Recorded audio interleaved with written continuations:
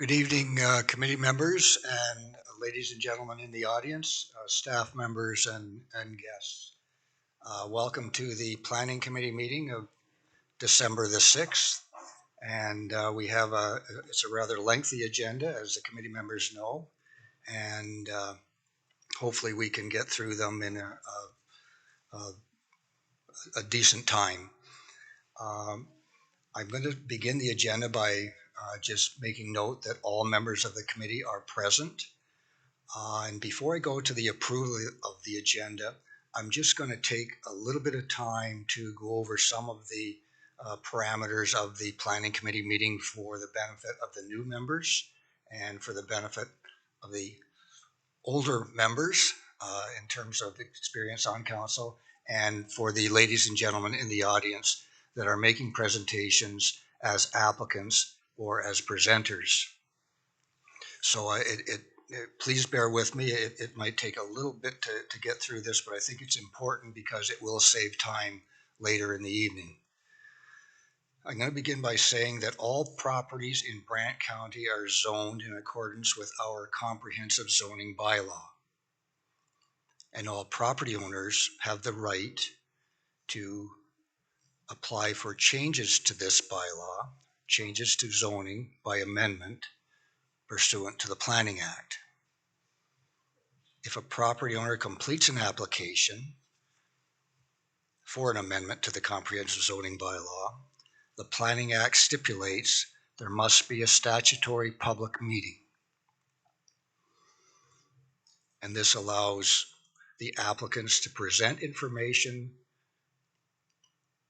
and it allows input from concerned citizens about the application. The County of Brant goes a little bit farther than the requirements of the Planning Act in that we have 2 public hearings for each application, with a few exceptions. The first meeting is to introduce the application and receive comments. The second meeting is a meeting to receive additional public information and to receive a recommendation from our professional planning staff on how to proceed with the application. All public hearings are to be conducted in an impartial, fair, and transparent manner.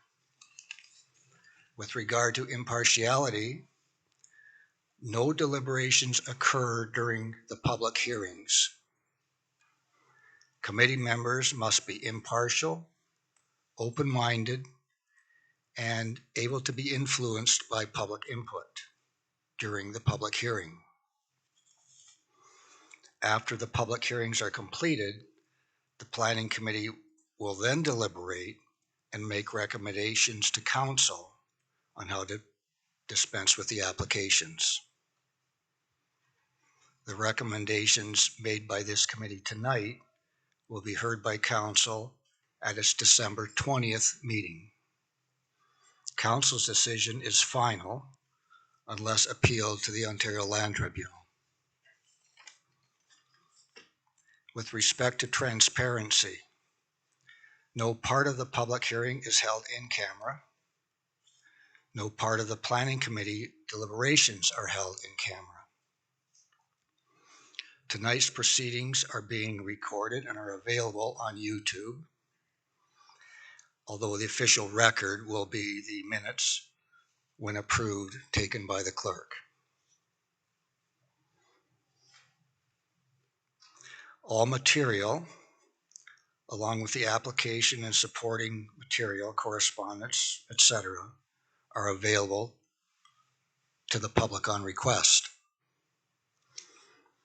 All neighboring property owners have been notified about the application and the public hearing in accordance with the requirements of the Planning Act.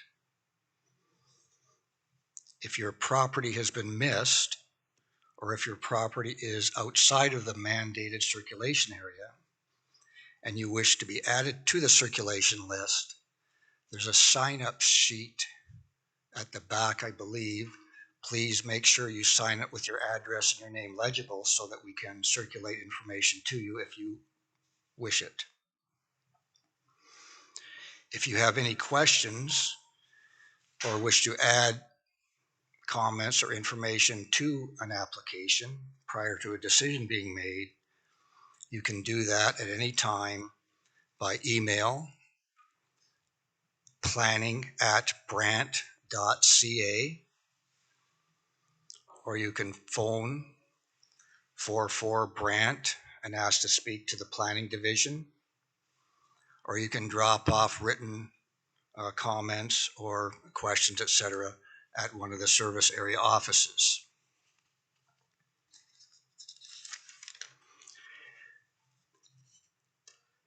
The third pillar that public hearings must abide by is procedural fairness. We all have a duty to ensure that the public hearing is conducted fairly. The applicants, committee members, and members of the public all bear that responsibility. And procedural fairness is achieved by having rules in place that govern our proceedings. So here are some of the rules. The applicant is given 9 minutes to make their presentation. The clerk will notify me when 9 minutes is up, and then I will ask the applicant to sum up and give them 1 minute to do that, and that gives them 10 minutes to make a presentation. The same will go for members of the public that wish to make comment during the public meeting. 9 minutes. If you go beyond, I'll stop you and ask you to sum up in 1 minute. There will be the opportunity for members of the public to make comment either for or against an application. Any member that wishes to speak will be allowed to speak, provided that they are courteous and do not make personal comments or comments that are inappropriate.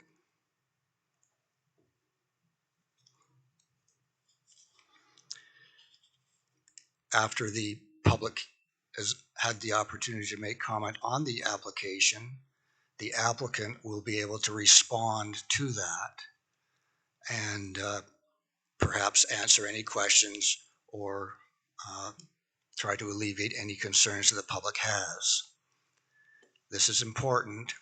It will be up to the applicant to keep track of the questions that the public ask. I'm not going to do it. The committee's not going to do it. The clerk's not going to do it. It will be up to the applicant to keep track of the questions that they will hopefully answer when they sum up their presentation after the public hearing. If questions go unanswered during the summation, members of the public may submit questions, their questions for clarification or whatever, by doing the same thing directly to the planning office, planning@brant.ca, or by telephone or by dropping it off here. And then planning staff will work with the applicant to provide answers to the questions that were asked. So if the applicant fails to answer a question and you're unsatisfied with the answer, you can contact staff and we'll try and get the answers to the questions for you. Keep in mind the comments that the public make must be respectful, and a rule of thumb is to speak about the application and not the applicant. Committee members will not be allowed to ask members of the public about their presentations during the hearing. It's the public's opportunity to speak, not the committee members. Both the applicant and the public speaking at the public hearing must be allowed to do so without intimidation or interruption. That means there will be no clapping, no applause, no cheering, no booing, no grumbling, no speaking out from the audience, etc. This is not a hockey game that you're watching. It is a proceeding pursuant to the Planning Act. It is a public hearing.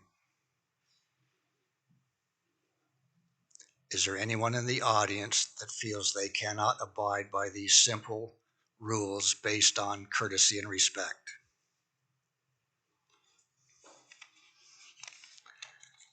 I think we'll get on just fine. I'm almost finished. It's the chairman's responsibility to conduct the meeting. And the chairman can adjourn the meeting at any time. The chairman votes on all applications, on all resolutions, and has the same voting authority as members of the committee. And finally, I'm just going to outline how a public hearing, the process of the public hearing. First, I will call it to order. Then staff will introduce the application. Committee members may have questions of clarification to staff on the application. Then the applicant will be allowed to make the presentation. And again, after the applicant makes a presentation, committee members may ask questions of clarification only. Then the public will be allowed to make presentations. If any member of the public wishes to address the committee, they must, with no exception, come to the podium and begin their presentation by stating their name and address. You're not allowed to stand up and address the committee that way. It must be by the podium because the meeting is being recorded and it preserves order of the meeting.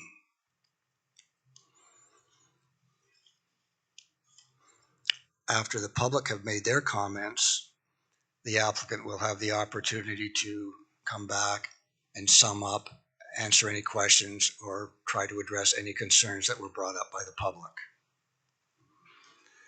There may be staff comments at that time as well. And after that, I will adjourn the hearing and then we'll go on to the next hearing. Just some ground rules. There's a washroom through this door. You will come in and go out in the back doors, or it could be the front doors, I'm not sure which.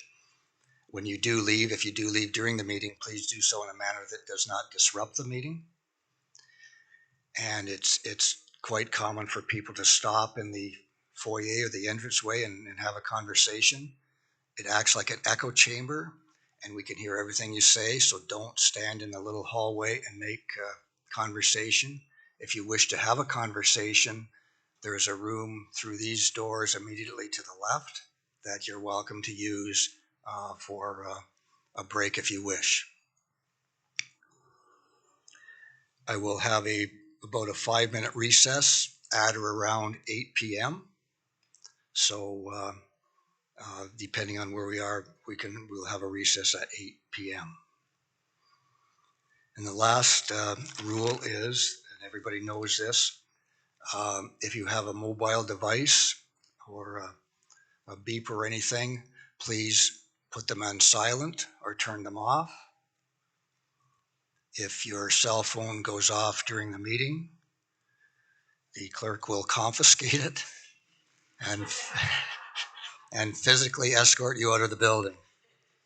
And the temptation may be just to do that to see that happen, but hopefully you'll take the time to turn your cell phones off. And having said that, I'm going to do that right now. I wouldn't want to be thrown out by the clerk.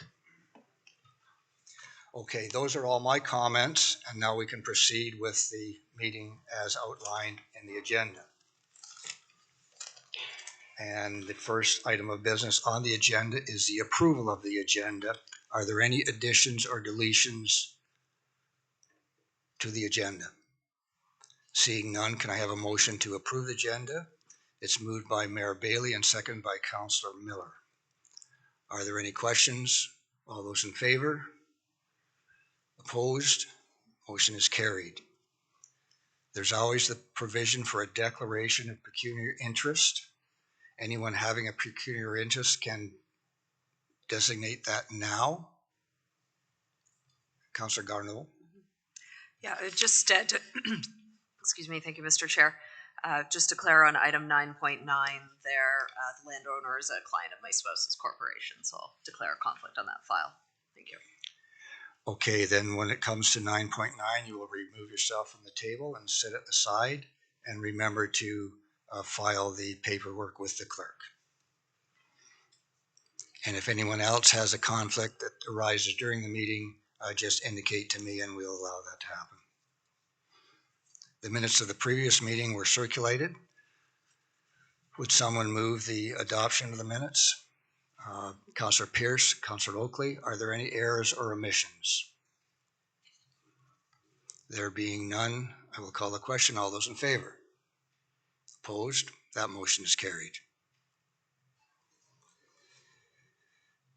There are no delegation petitions or presentations other than the public hearings, which we will get to momentarily. Business arising from the minutes? Seeing none, we will proceed to our first collection of public hearings. There are two public hearings that aren't pursuant to the Planning Act. They are pursuant to the Council's protocol on communication towers. The public hearing will be conducted in the same way as a public hearing pursuant to the Planning Act. So I will, by gavel, declare the first public hearing, 7.1, 510 Brant Waterloo Road, in order. I will ask the planner, Ms. Alma Flahy, to make a presentation to the committee.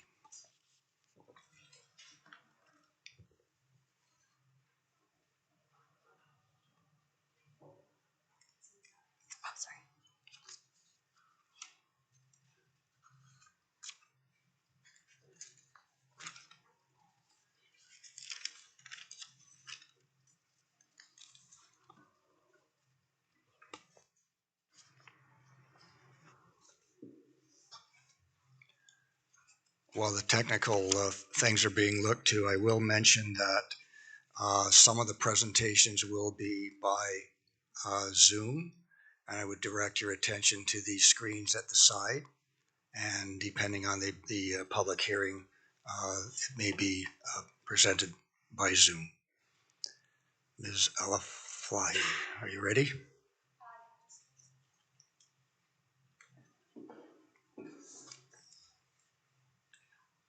And while that's occurring, if you do...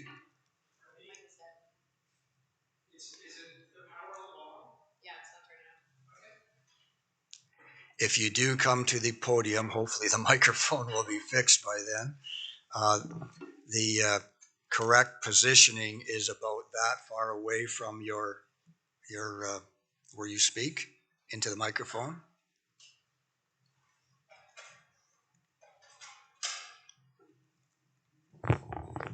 Thank you. Good evening, committee, members of the public. I'm Arwa Almaflahi, Junior Planner for the County of Brant. I'm presenting an application for a telecommunications tower at 510 Brant Waterloo Road, and this is presented for information purposes only this evening. The property is located on the south side of Brant Waterloo Road, east of Pinehurst Road. The subject lands currently have a total area of approximately 86 hectares and contain an existing dwelling and accessory structures. The surrounding area consists of agricultural related uses with residential dwellings. The official plan land use designation is agricultural with a portion of natural heritage to the south of the property. The property is zoned agricultural as well as natural heritage. The applicant is proposing to establish a 65-meter steel self-supported telecommunications tower situated within a 15 by 15 compound area, surrounded by a 1.8 meter chain link security fence. As part of the application, the agent has provided a detailed site selection report and a site plan. The public information session was held yesterday evening. The particular location of the proposed tower is located outside of the natural heritage area, as well as the GRCA regulated area, and no trees or vegetation are being proposed to be removed. The site has been reviewed in accordance with the 2020 County of Brant Tower Protocol. The site location is located within the 120 preferred location setback from natural heritage features. And I can confirm that we did receive comments from our environmental planner and the GRCA who had no concerns with this location. Additionally, there are no residential dwellings within the county's preferred setback of 3 times the height of the tower, which is 195 meter radius from the tower. In terms of next steps, we will continue to receive the comments from staff and agencies. We will work with the applicant to address any comments or concerns received from the public. Additionally, staff will formalize a report and bring back a recommendation based on review of the tower protocol. Thank you, and happy to answer any questions. Committee members, do you have any questions to the planner with regard to clarifying the information presented? And I see none. Do we have a presenter? The applicant will be presenting on the screen. Okay, whoever that is, would you introduce yourself and proceed with your presentation? Thank you very much through you, Mr. Chair. My name is Tracy Pilon-Abbs from Chatham, Ontario. I'm here on behalf of Land Square, the applicant, and I do have a presentation.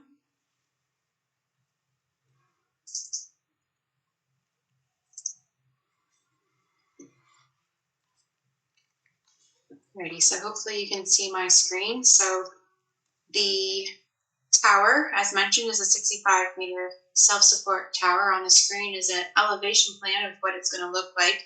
It's designed to have a visual impact that is minimal in the rural area. So because of the lattice material, you can actually see through it, and that allows the sky color to come in through the tower. And it also looks like a hydro tower, which is common to the area. The property is an irregular shaped lot at the middle of the rural area. The proposed compound area and tower will be located at the corner of the property on the south side of Brant Waterloo Road. The air photo shows the red pin of the approximate location of the tower. We've tried to keep it away from the natural heritage feature and close to the road in order not to disturb any of the agricultural activity on the property. So the pin here is just a little closer view of the proposed location, and the arrow shows approximately where the tower will be located. As part of your protocol, we do provide a detailed site plan. This illustrates where the access will be. It'll be a new entrance off of Brant Waterloo Road. This is a zoomed in visual of where the access will be located, where cars can come in, they can park in front of the compound area, and then they can go right back out. They can back in if they can. The utilities will also be located to the west side of the property and will connect along the roadway. This is a typical compound layout where the triangular shaped piece is the tower, and then the cabinets will be surrounded the tower. The proposed woodlot is 84.88 meters approximately. The setback is approximately 84.88 from the nearest woodlot to the south, and 105 from the actual natural heritage feature that is in the regulated area. The setback from any of the nearest residential buildings is over 300 meters to the southeast.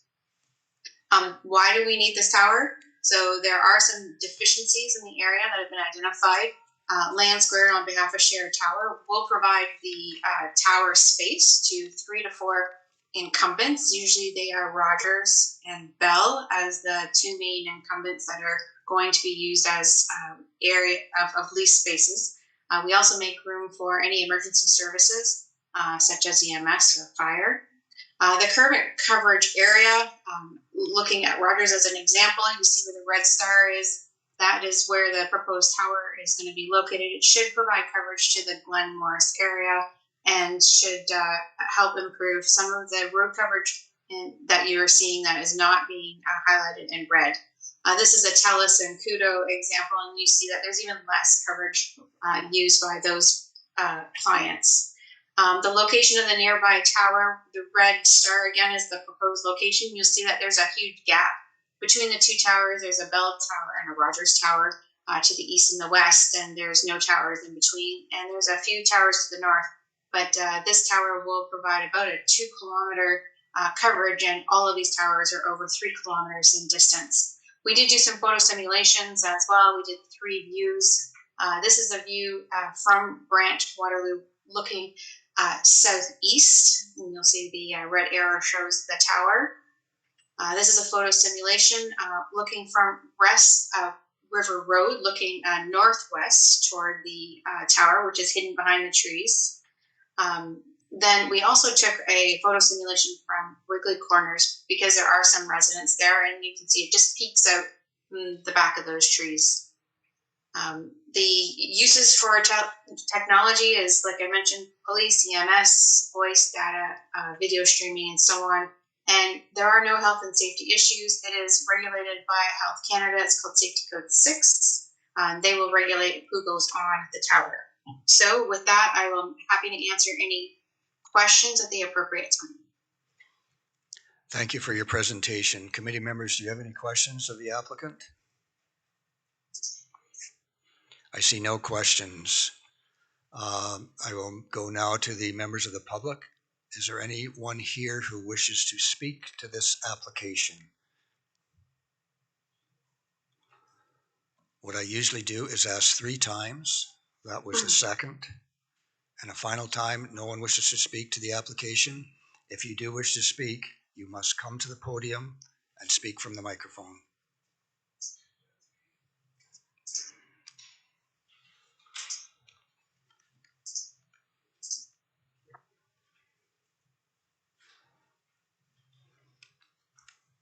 And begin with your name and address, please. Thank you.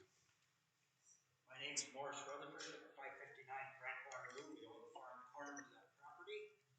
The only question I really have in the board, when the presentation was made, we can hardly hear back there. So I don't know all the comments you made, but the big question I ask, why do we have to build it by the road? Why can we not move it back out of the field on land that is not farmed?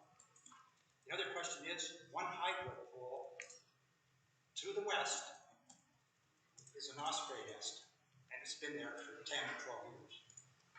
And they hatched 2 little ones this year. So I'm questioning the fact that why do we have to build a tower on good land when it could be back 500 feet, 300 feet, whatever?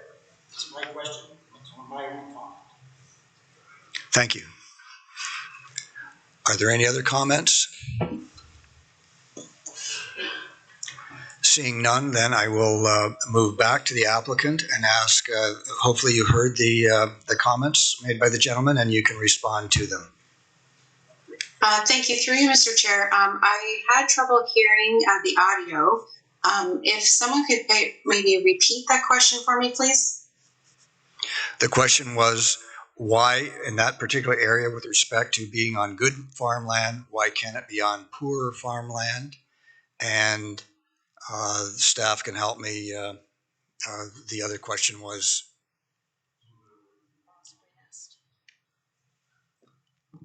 sorry, just to jump in. The other question was just in regards to an osprey nest that was just right beside the proposed location. That apparently has been there for 10 to 12 years. Leaves a bird nest. proceed. Sorry, could you repeat the second half of that question? I still didn't hear what is next to the proposed tower? Sorry, an osprey nest? Like a bird nest?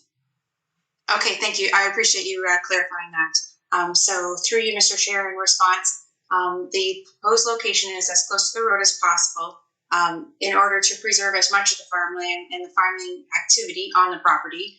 So we did take into consideration trying to disturb as little as possible. And we are outside of the natural heritage feature. We haven't received any comments from the Conservation Authority or the any natural heritage departments with respect to any bird migration or nesting. But if that is something that administration does require us to look into, we'd be happy to ensure that we don't have any negative impacts on nearby habitat. Thank you. Okay, the members of the public have had the opportunity. The applicant has been allowed to summarize the application. This meeting is to receive information only. So that being known, I will declare the public hearing adjourned. Before I go on to the next public hearing, I'm going to ask the planners that speak at the podium and anyone else for that matter to speak loudly as into the microphone so that everyone in the audience and on Zoom and everywhere else can hear. And it's very frustrating, and I know how the gentleman feels if they can't hear the presentation, and it's unfair in that regard. So please speak loud, please speak clear, and hopefully technology will improve to the point where we can hear each other and hear the presentations. I'm going to go to the next public hearing, and then I'll come back and we'll deal with the public hearings in the form of a recommendation from the committee to receive the information as the purpose of the meeting. So the next public hearing is a public hearing on, I believe, Golf Links Road, and I will declare this public hearing open and ask the planner, I believe it's Ms. Graham, to come to the microphone, speak loudly and clearly, and introduce the application to the committee.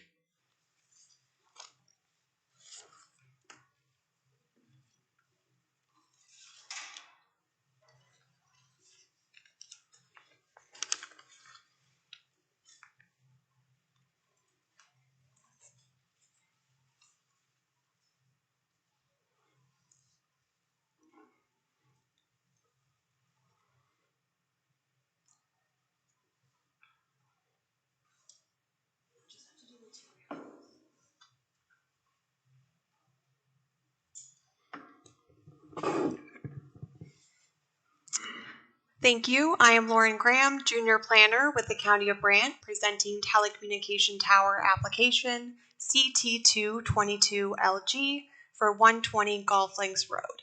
This application is being presented for information purposes only.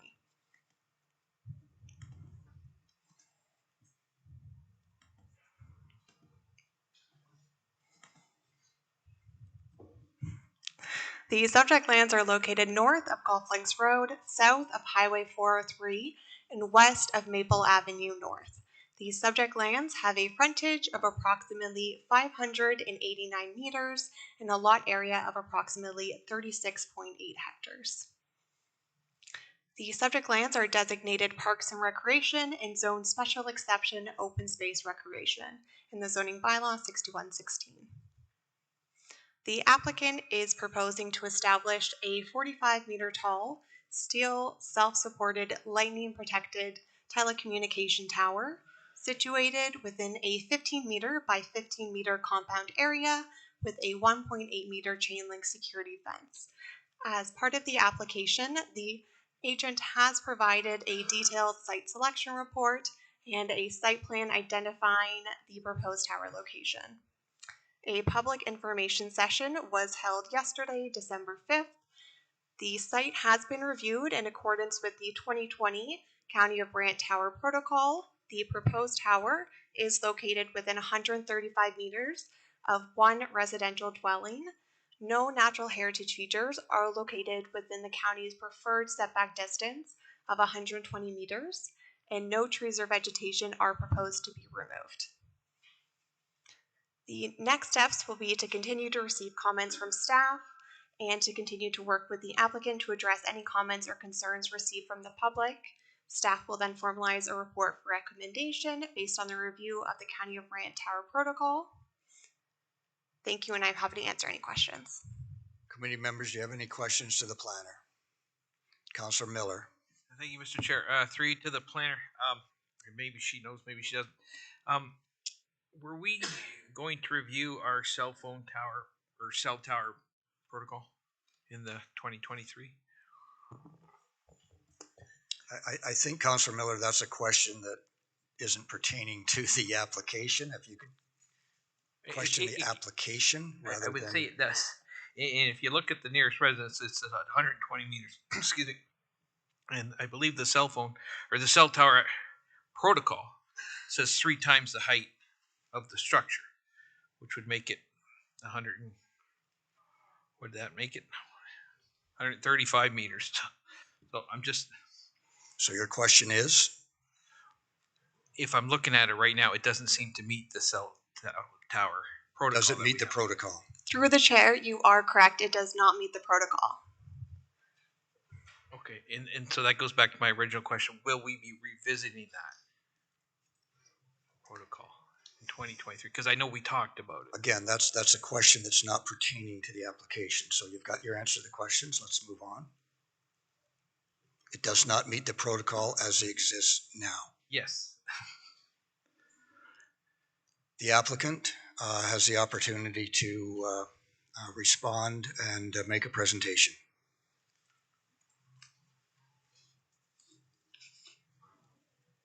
Thank you. Through you, Mr. Chair. Did you want me to just respond to that question or just go into my presentation?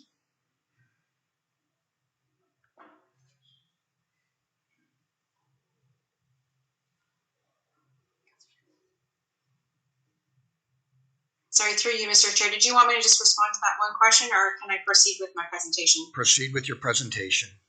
All right, thank you. And you may work that into your presentation. Very well, thank you. Alrighty, so I will share my screen again. Alrighty, so the property is at 120 Golf Links Road. This is a 45-meter tall steel self-support tower. Again, the lattice tripole gives us a nice rural view. We did actually reduce the height to try to come as close to your protocol as possible. Because again, it's at 3 times the height of the tower. The protocol, though, is just a guideline. It's not like a zoning bylaw amendment where it's a regulated distance. It's just a guideline that you can use when taking into consideration where you would like to see these towers located. We have done our very best to make sure that we've hidden the tower in behind the Burford Golf Links service building. It is proposed where the red pin is located on the golf course. We have taken a look at alternative locations, and this just made sense for the operation of the golf course, didn't get into anybody's way, and making sure that utilities were close by. There is a septic system south of the tower. We will ensure that we are not anywhere near that. This is a zoomed in location of how we're going to be hiding the tower behind some of the trees to the west. There will be no new entrances. We can use the existing entrance to that service building now. And then the red arrow shows how we'll be hiding that tower in behind some of the trees that are in the front. The site plan, again, the red tower, or the red arrow shows where the proposed leased area is. The hydro connection will come right off of Golf Links Road. This is a zoomed in version of where the proposed lease area is in accordance to where the existing parking lot is and the service building. And again, it's a very typical compound layout. This is the house that is the closest. It's 123, and you do require that 3 times the height of the tower. And then the next closest one to the south is 137, which does comply. But we've tried to do our best to hide it behind as many of the trees and buildings as possible. And we've come so very, very close. So we are hoping that the council will support this proposed tower in comparison to your protocol. I won't go into coverage or needs, but this is where you're seeing a lot of the coverage that are currently using the tower along the 400 series, using Rogers as a provider. But anything south, you're not getting any customers picking it up. And then this is the Telus and Kudo. Again, no customers are picking up beyond the highway. This is where all the existing towers are located. Again, with the red star where the proposed location is, the nearest tower is to the west. There's two of them actually, 64 meter. One is a Freedom Tower and the other one is a Broaders Tower.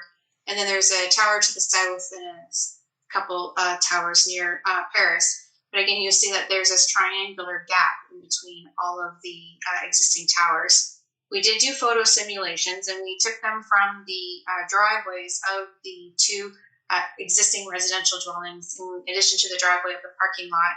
So view one, this is what you would see looking northwest as you're standing in front of GolfLink's driveway into their parking lot. This is the view that you would see on the south side on East Quarter Town Line Road, looking directly northeast at the tower.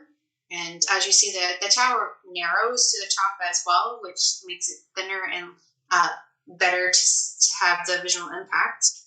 And then this is what that tower would look like from the Golf Links Road, looking northwest from the driveway of that nearest residential dwelling. And I won't go through any of those other details with respect to the need, because that was done before, but I do want to mention that there was nobody at the public information session that had any concerns. And there was a question that was brought up about wind speeds that I did obtain some information that I'd like to report back to council on. So wind speed values from wind maps measured in pascals or units for pressure in this area, reference wind speeds is 420 pascals, which can be accommodated with this engineer tower. The service wind speed is 330 pascals, and the ice thickness that this tower can accommodate is 27 millimeters. So hopefully that answers some of the questions that were brought up at the public information session, and happy to answer any questions at the appropriate time. Committee members, do you have any questions of clarification to the proposal? And I see none, so I will go to the members of the public. Would anyone from the public like to make comment on this proposal? And I see none so far. That's the second time, final time. Anyone from the public wish to make comment on this proposal? Seeing none, I will thank the presenter for their presentation and declare the public hearing adjourned. Committee members, that concludes item number 7 on the agenda with regard to public hearings. We are, our protocol allows for a second public hearing. This set of public hearings were to receive information. So could I have a motion to receive the information presented with regard to 7.1 and 7.2, and that the information be consolidated and the second meeting be held? Moved by Councillor Pierce, seconded by Mayor Bailey. Any questions? All those in favor? Opposed? Motion is carried, and we will be advised of when the second public hearings will be scheduled. Item number 8 on the agenda are public hearings pursuant to the Planning Act to receive information. And again, this is to receive information, no deliberations and no decisions are made, simply to receive the information, being the first public hearing with regard to these applications. So our first application, 125 Oakland Road. Mr. Namizniak is here to make a presentation to council. I declare the public hearing for 8.1 on the agenda, 125 Oakland Road, open. Thank you, Mr. Chair. For the committee members that aren't familiar with myself, I'm Dan Namizniak. I'm a development planner in the planning division, and I am here to present 2 information meetings, information presentations. The first is, as the chair mentioned, 125 Oakland Road. The subject lands are identified in red on the screen. They have a total area of approximately 10.5 hectares and frontage along Oakland Road of approximately 1.94 meters. The existing conditions include a single detached dwelling and 2 agricultural buildings on the subject lands closer to Oakland Road. Surrounding area consists of residential, commercial, some institutional, and agricultural uses. These 3 images on the screen capture the existing conditions of the subject lands: vacant to the on the left, the center as well, looking towards the existing dwelling, and then the picture on the right is the existing accessory structure and existing dwelling.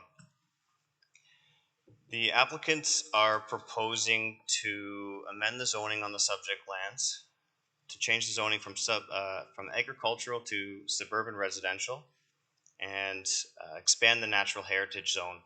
And this is in order to facilitate further lot creation on the subject lands with lots fronting on Oakland Road, and these lots would be located within the settlement boundary of Oakland.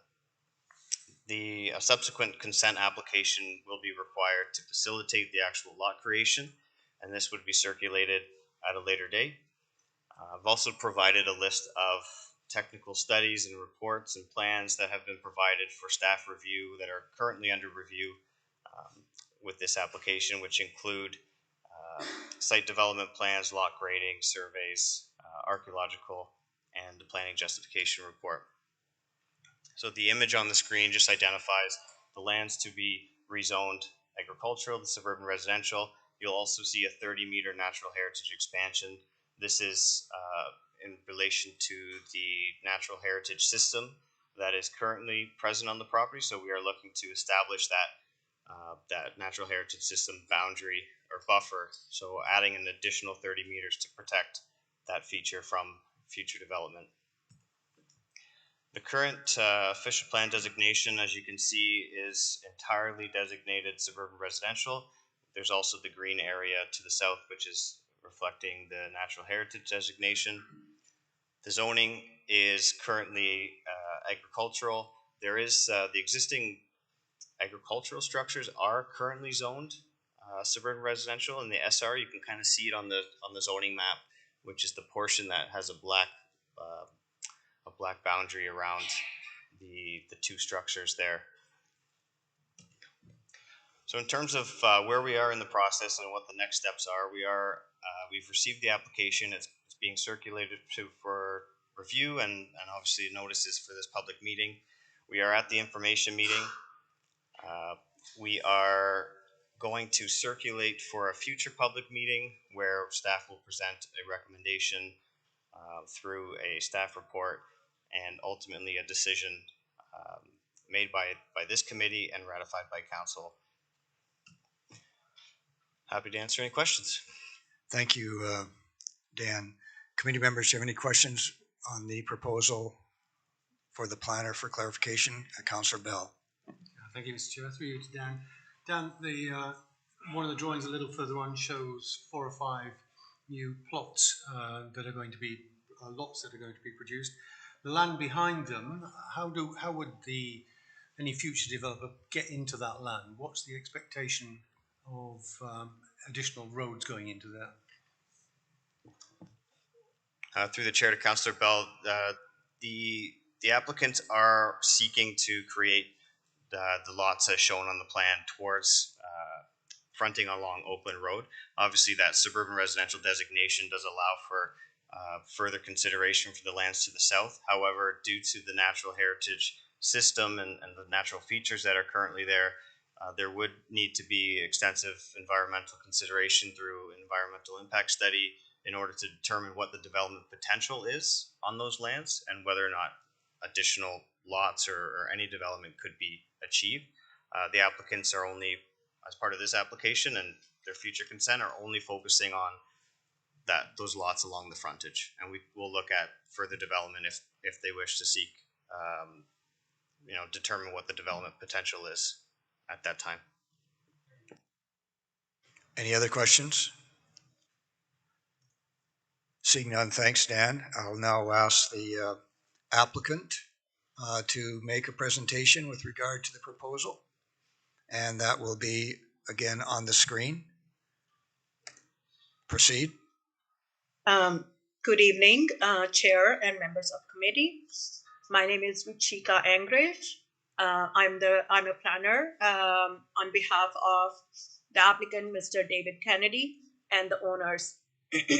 I do not have a formal presentation, but would briefly explain that we are looking for a consent for 5 lots fronting onto Oakland Road at this time. There are no plans for future development of the rear of the parcel. The parcel will continue to be farmed at the back, and as Dan had mentioned, there will be significant number of studies that would be required in case the owners wish to develop the portion which remains designated within the official plan. A number of studies that were prepared for the development proposal have been submitted in support of the zoning application. We will wait and work with staff to address any comments through the circulation of this application. It represents infilling within the community of Oakland, and at this time, I'm happy to answer any questions if you have. Thank you. Thank you. Are there any questions to the applicant? I see no questions from the committee. Rashika, I'm going to go to the public now.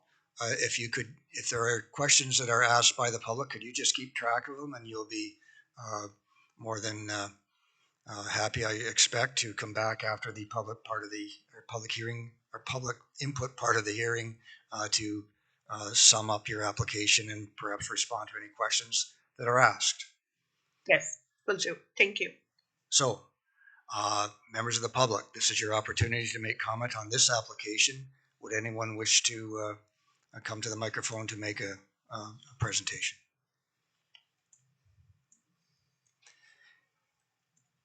I usually asked a second and third time. I see no indication that there are questions from the public at this time. So, Rashika, there have been no members of the public make comment. So I guess I don't need you to come back and summarize. And I believe that would put me in a position that I can adjourn the hearing. That hearing is adjourned. Rather than deal with the resolution at this time, I'm going to go through all of the public hearings and then have a resolution at the end, since these are public hearings to receive information. The second hearing on the agenda with regard to receiving information is again Mr. Namizniak presenting on 17 McBay Road. The hearing is open. Dan. Thank you, Mr. Chair. This is another zoning bylaw amendment application being presented for information purposes only for a property located at 17 McBay Road. The subject lands are identified in blue and red. The subject lands are located south of Colburn Street East, on the south side of McBay Road. The subject lands have a total area of 2.3 hectares and frontage along McBay Road. The subject lands contain an existing single detached dwelling, and the surrounding area consists of similar estate-style residential development as well as agricultural uses. This picture captures the existing conditions. We have the existing dwelling at 17 McBay Road on the right. We have the lands which the current owner wishes to sever for the purpose of creating a residential lot in the center, and an existing dwelling at 25 McBay Road. The zoning bylaw amendment application proposes to change the zoning on the subject lands from agricultural to rural residential. And again, as I just mentioned, this application is required as a first step in order to create a future residential dwelling within that rural residential zone. I've also provided a list of technical studies and plans and reports that have been provided as part of this application that are currently under review. The image on the screen identifies the lands to be rezoned.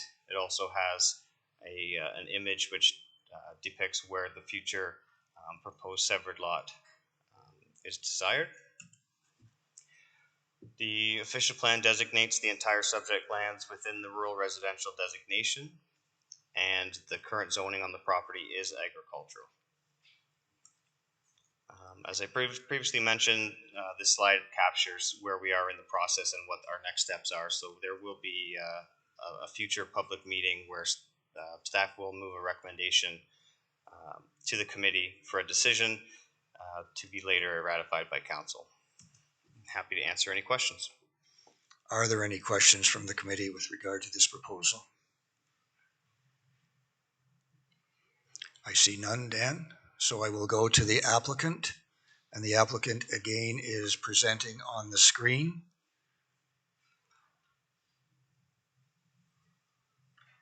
Hopefully. Am I on or? You're audibly on, but visually, there you are. Okay. Okay, you can proceed and Okay. Thank you. Good evening to all.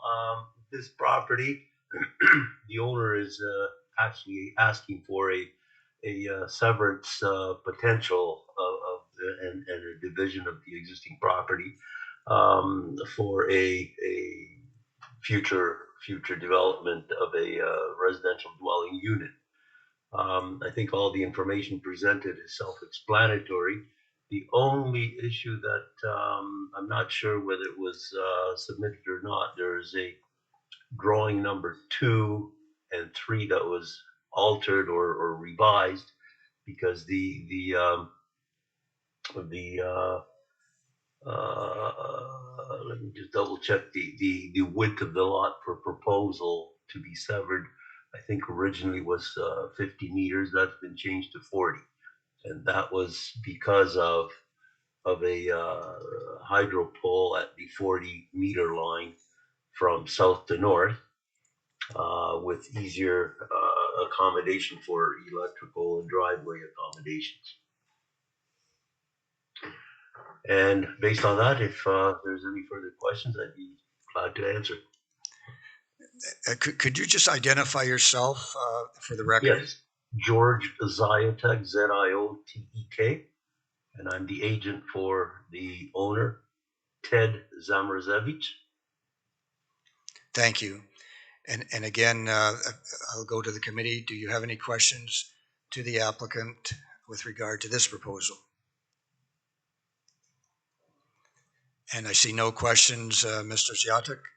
And that being said, I will now go to the members of the public. And again, I'll just caution Mr. Ziotek, if you can keep track of any questions or concerns that the public may raise, you'll be allowed to come back and summarize and perhaps answer some of the questions. So that having been said, members of the public, this is your opportunity to make comment on application with respect to 17 McBay Road. Members of the public, anyone wish to make comment? I see no one again, and a third and final time. Mr. Ziotek, there have been no questions or comments from the public, so you do not have to come back to summarize your application. And that having been said, I will declare this public hearing closed. Thank you very kindly. Good night. And I'll move on to the next public hearing, 8.3 on the agenda, regarding 184 Pinehurst Road. The hearing is open, and I'll ask our planner, who will speak from there, to introduce the proposal to the committee and perhaps answer any questions they may have. Thanks very much. Through the chair to the committee, this application has actually been taken on by a external consultant that we hired to help us with this particular application. As the committee is aware, earlier this year, we had discussed some staffing challenges, and we're given a very a small budget to get some assistance with carrying some of our projects forward. This is the only project at this point we're having reviewed by an external consultant, and they're here tonight just to speak to the application from an information perspective. So take it away, Johnson. And they were appearing on the screen. Yes, that's correct. Thank you. Okay, and if you can identify yourselves, although you've been introduced, and then proceed with the proposal. Thank you, Mr. Chairman, and thank you, Matt. I'm just going to start sharing my screen. My name is Johnson Kwan. I'm a senior planner with WSP. I'm Marisa Williams. I'm the project manager at WSP. Just not to interrupt, but keep in mind this is the presentation from council, not the applicant. Proceed. Thank you, Mr. Chairman. The application in front of today includes a plan of subdivisions and a zoning bylaw amendments. The subject lands are located at 184 Pinehurst Road, and IBI Group is the agent and applicant for these applications. Again, this presentation is for your information only. The subject lands are located in the north end of Town of Paris at the southeast corner of Pinehurst Road and Watson Pond Road. Property have approximately 538 meters of frontage along Pinehurst Road and approximately 703 meters frontage along Watts Pond Road. Altogether, subject lands are approximately 49 hectares in size, and that's 121 acres. Subject lands are currently zoned as agriculture and natural heritage zones, consist of a single detached dwellings, agriculture use, the natural heritage feature along the southeast corner. The 13-hectare woodlots and the area east of the natural heritage feature are not being contemplated for development at this time. Surrounding areas to the north is mainly agriculture area with rural residential developments. Immediate to the east is the Dufferin Paris Pit and pockets of residential developments on the north side. On the west of Pinehurst Road are new residential subdivisions and a mix of commercial and industrial developments. Pockets of commercial developments also exist to the south of the subject lands along Pinehurst Road. According to the county official plan, subject lands are designated as urban residential and natural heritage in the primary urban settlement areas.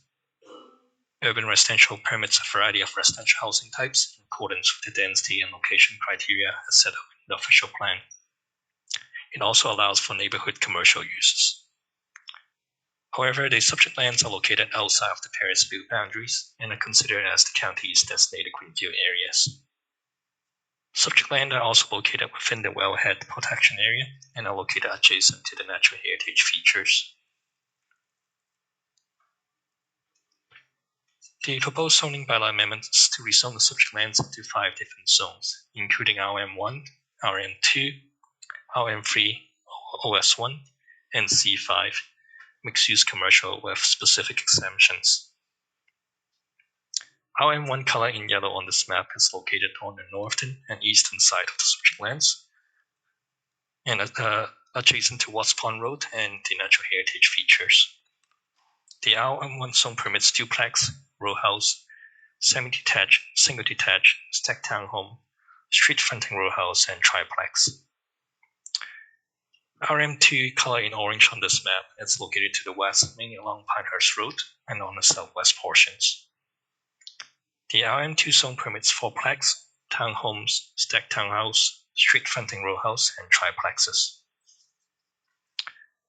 RM3 color in red in this map is located at the southwest corner of the subject lands. The RM3 zones permits apartments, fourplex, row house, stacked townhome, street-fronting row house, and triplex.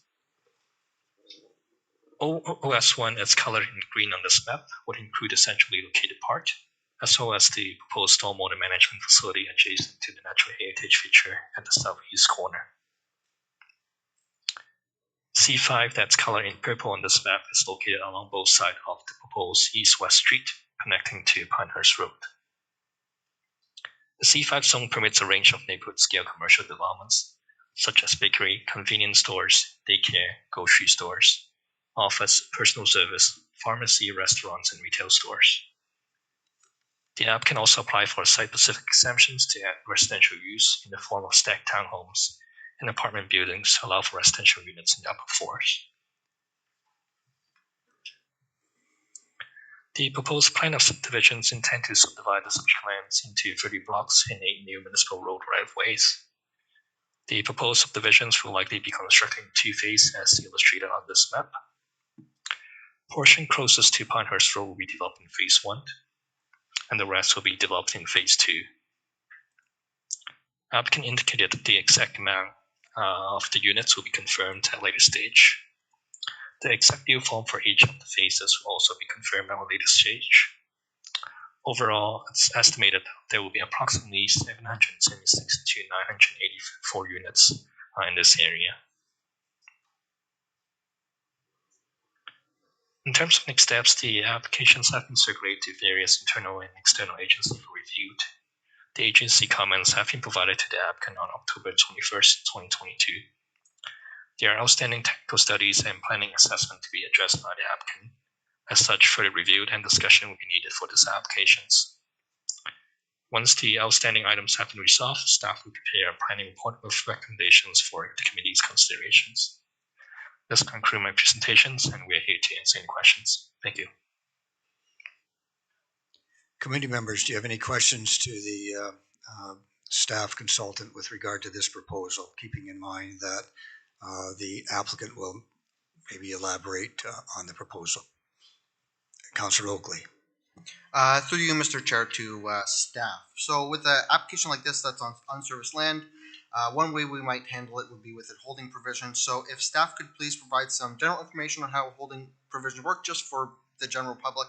And in regards to this specific development, if we're trying to predict a timeline of when our traffic, wastewater, and freshwater capacity would be sufficient to allow actual construction to proceed, would we likely be looking at 5, 10, 15, 20 plus years to be able to start construction if we were to do so? Through the chair to Councillor Oakley, both good questions. So I can speak generally to how holding provisions work. So should this application get to a point of approval and a holding provision be applied to the property, it would be done through like a zoning bylaw amendment. It would be put in place with specified conditions for how to lift the holding. One of those things with this particular application would obviously be servicing, because you know, at this time I don't believe servicing is available for this project. However, I think our operations staff members might be able to better address servicing, and in particular servicing this property in the future in terms of timing. I just don't know if any of them are available online with us tonight. If they're not, we'll get the answers to them. Yeah, I just don't have the answer with me, but we can get it to you. Perfect, thank you. Yeah, thanks very much. Thank you, Councillor Oakley. Councillor Pierce. Thank you, Mr. Chair, through you. Just a question on where he's got the development proposal here. It says creation of 776 to 984 residential units. That's a difference of over 200 units. So is it going to be 776? Is it going to be 984? What's going to stipulate that number? Yeah, through the chair to Councillor Pierce, I believe it really depends on the makeup of the subdivision. They are proposing some medium and high density residential design within the community. These kinds of applications, they come in, usually there's some back and forth that occurs prior to the design being finalized. So my assumption is that that's how they've built in their numbers. The applicant, I believe, is here tonight, so the applicant could probably speak to that assumption and to the range of numbers that they've provided tonight. Okay, I guess I'll wait and ask the applicant, because that really didn't answer the question, but thank you. Councillor Miller.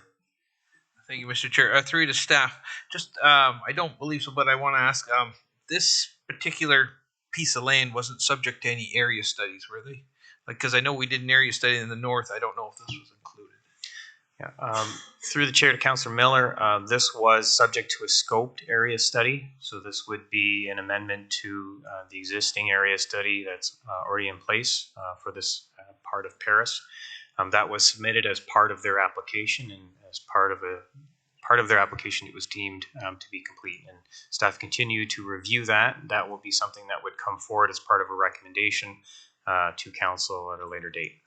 Okay, thank you. Because I'm looking at the map of what they want to develop. They got commercial in there. And how do you determine if they need, for example, a new school? It's a lot of houses. Would that come forward in the next? Yeah, through the chair to Councillor Miller, that's something that would generally be discussed through an area study. This application was circulated to both of our local school boards. We did originally not hear back from either of those school boards. We prompted them for comment, suggesting this might be a good site for a future school.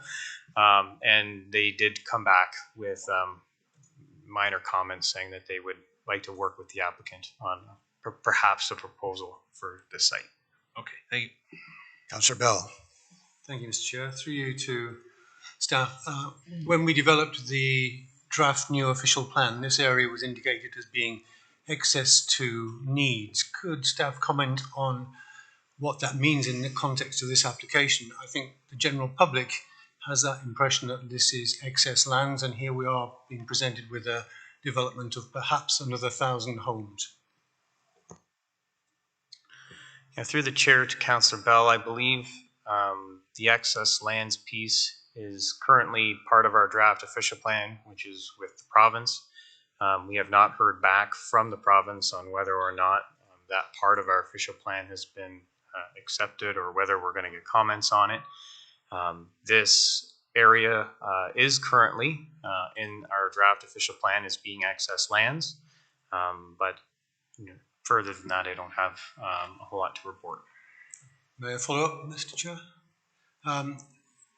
In our draft official plan, we met the targets for that the province set for us. We reached our 59,000 total of population by 2051.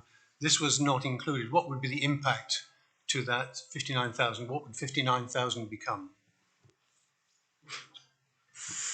Through the chair to Councillor Bell, I'm not certain. We'd have to run some numbers on. It would be based on the unit count and based on persons per dwelling. We'd have to figure out based on the types of dwellings and what would actually come out of this subdivision and how that would jump that number. I don't have the figure offhand. Yeah, Mr. Chair, if I may, I think the number we frequently have seen is 2.6 people per unit, so that would give us another 2,500 people at the north end of town.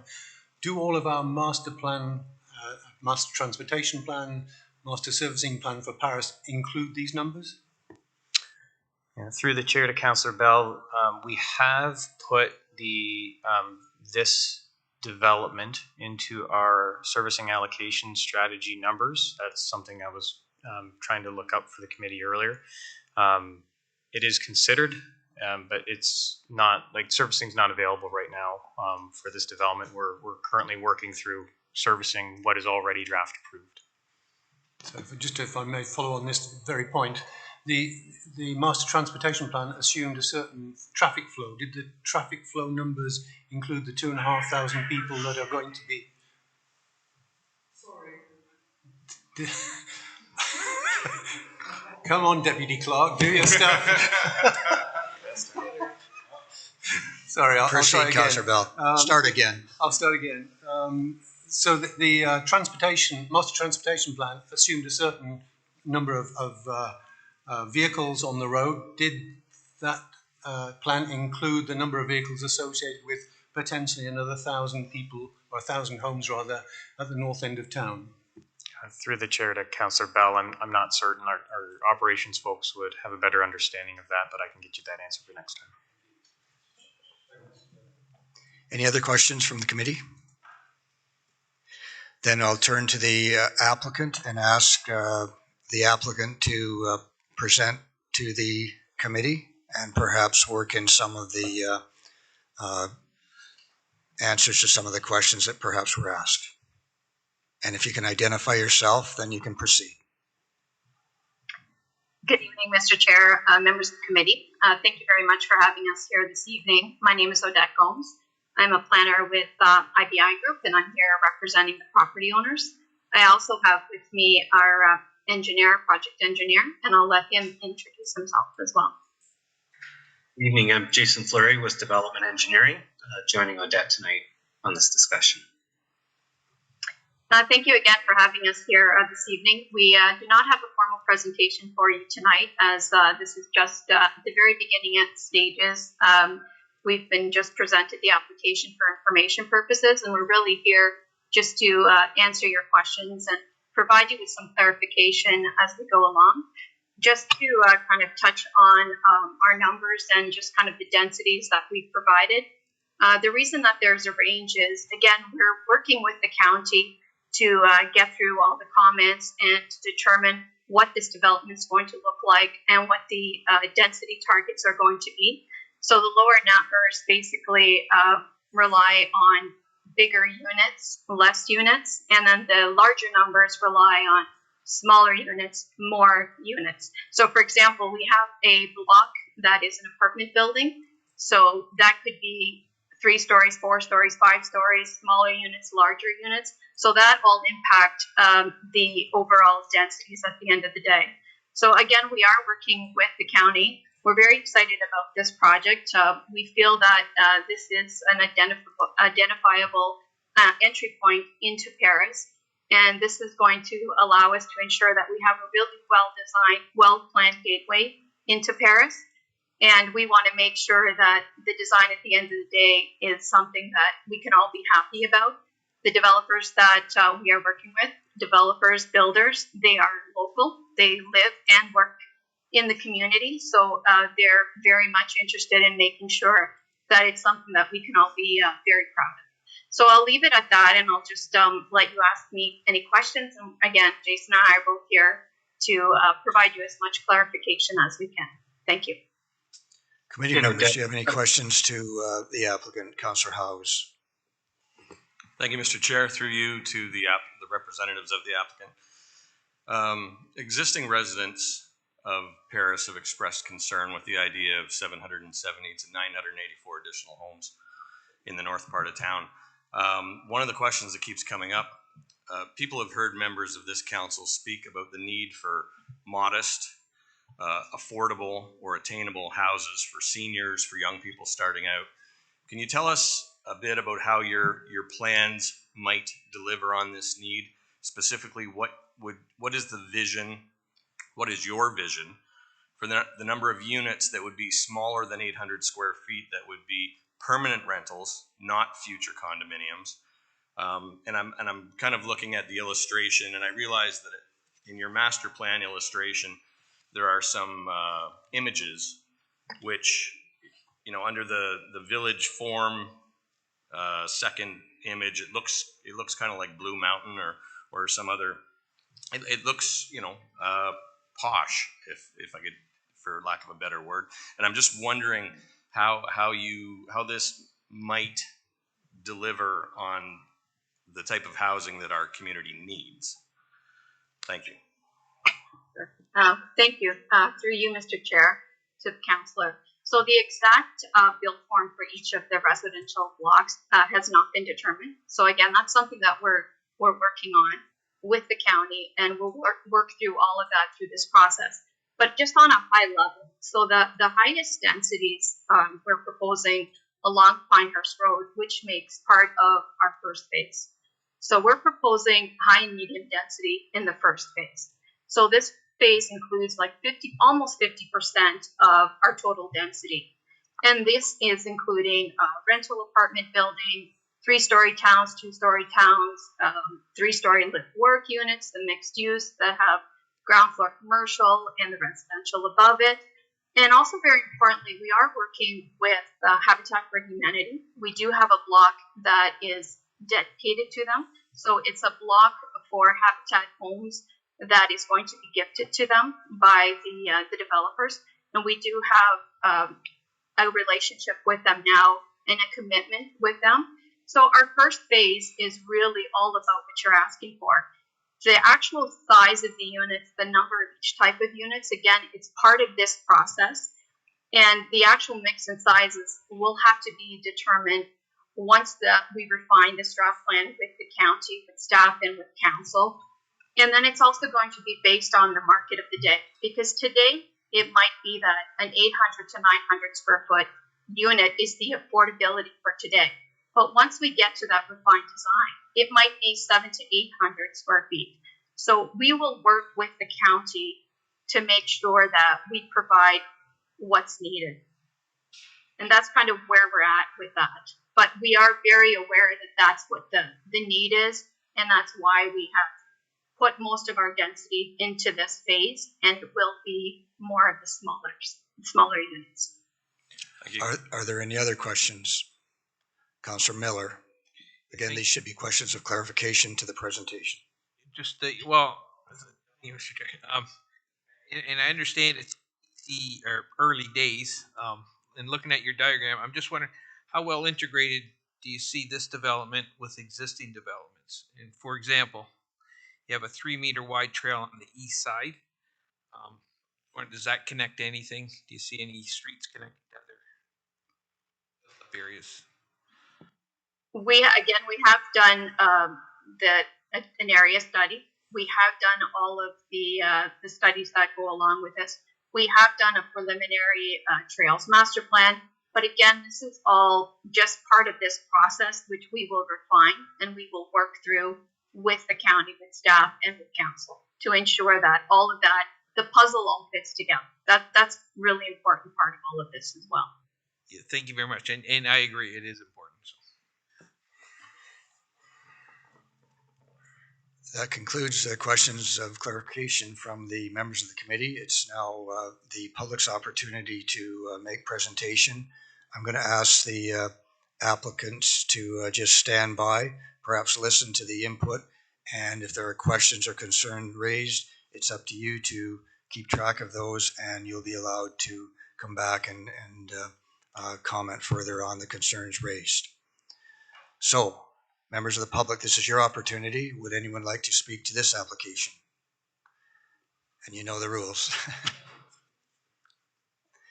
As Mr. Bloomfield is coming to the podium, I'm just wondering, could I just have an indication of anyone else wishing to speak?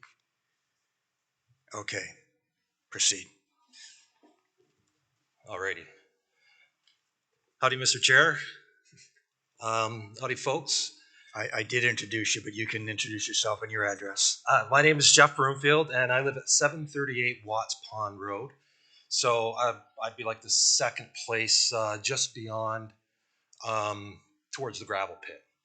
And I was looking out my window today, and I saw this big clump of turkey. I don't know what 30 turkeys is called, but and I started wondering, like, what's going to happen to these turkeys? And we have coyotes that are around and stuff, and yeah, you know, I see that some people complain about the wildlife and some of the new subdivisions and stuff, and like, what are we going to do with all these animals? On one side we've got the gravel pit, on the other side, you know, we've got these two big residential areas now, and what's going to happen to all these animals? Now, also in this place here, it's a wellhead protection area, and I was a member of CCOB. And it's kind of ingrained in me to protect the wellhead protection area there. And I do know that property. I've been wandering around and, you know, walking on it and stuff like that. So I do know that there was tiling put in and then drainage brought in, and all of a sudden we've got this great big tube that's draining all this water into the Gilbert Creek area, which is a natural heritage protection area, at least it's supposed to be. But because it's a farmer, then I guess they don't have to follow the rules. So I'm wondering, are they going to be skirting the rules? Are they going to actually be abiding by the rules that are there and making sure that the wellhead protection area is actually going to stay protected? And I'd just like to see that that stuff is still protected. I'd like to make sure that, you know, all the nature and everything's looked after. Plus, then we've got all the problems with, like, you know, 1,000 houses and all those cars going downtown. And you try to go anywhere, you know, somewhere around 2:30 to 4 o'clock, 5 o'clock in that area, and you're like 20 minutes to get through town sometimes. And what's going to happen with all these cars? And I'd like to see something addressed with that. Also, as a neighbor of these people that are going to be doing this, what about, I'm looking out in the field, it's going to be all 1,000 houses. Well, they come with a low number, and it always gets bigger and bigger as we go. We've already seen that. It's happened time after time again. So with 1,000 places there, and a roadway coming straight down, am I going to get a fence up there, or what's going to happen? So there's just a lot of things, a lot of questions I have about how they're going to proceed with this. If you drive down that road and you look in that field, the empty field right now, you see there's a lot of garbage along there. And that's all garbage that's blown across from the residential when it was being built and stuff. They'd get their tiles and stuff, they'd open their packages, and then that stuff would just blow across the road and sit in the field. And you can see it all out in the field there now. And now that field, like, nobody's bothered to clean any of that stuff up. Now they're going to work on that place, and now all the crap's going to blow over towards me. What's going to happen with that?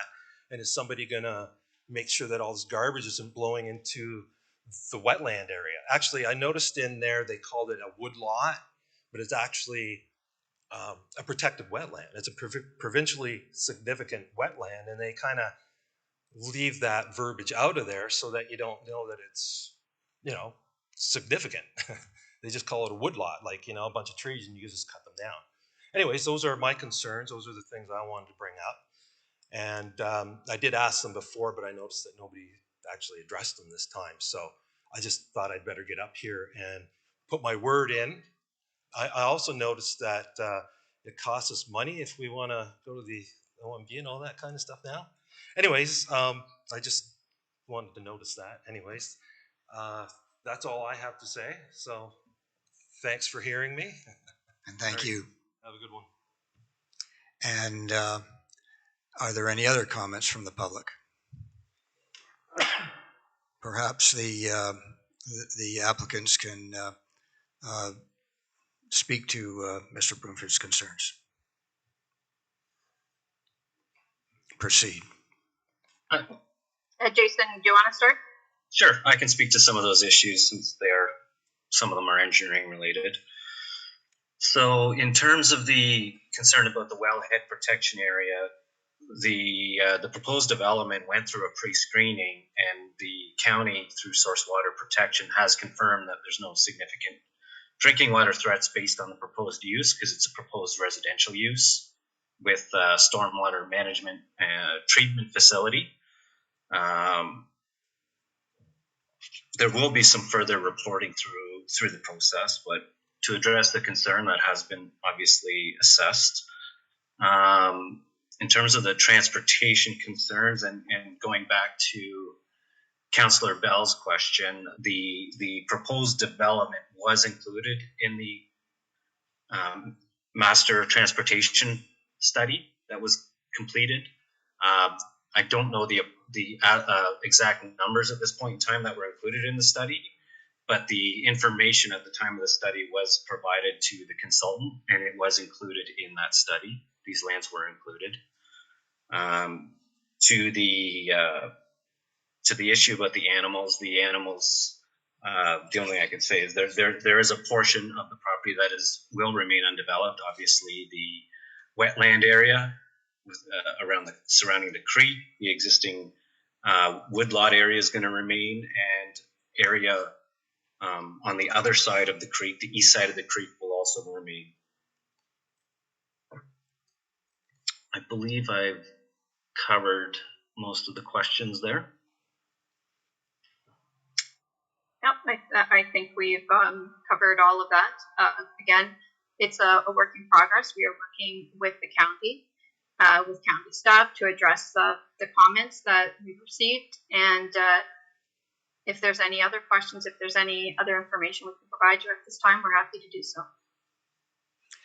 There were no other public presentations speaking to the applicant, so I'm going to proceed to close the public hearing, but before I do close the public hearing, I'm just going to suggest that if anyone does have concerns and they wish to have them elaborated on, you can feel free to contact the planning department, planning at brant.ca, or any other method for that matter, and perhaps your concerns can be more fully addressed and expanded upon.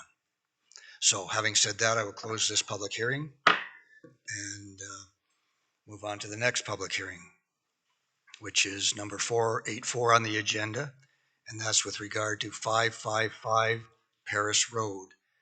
And Ms. LaBelle is coming forward to make the presentation on behalf of the planning department, and I will declare the public hearing 8.4.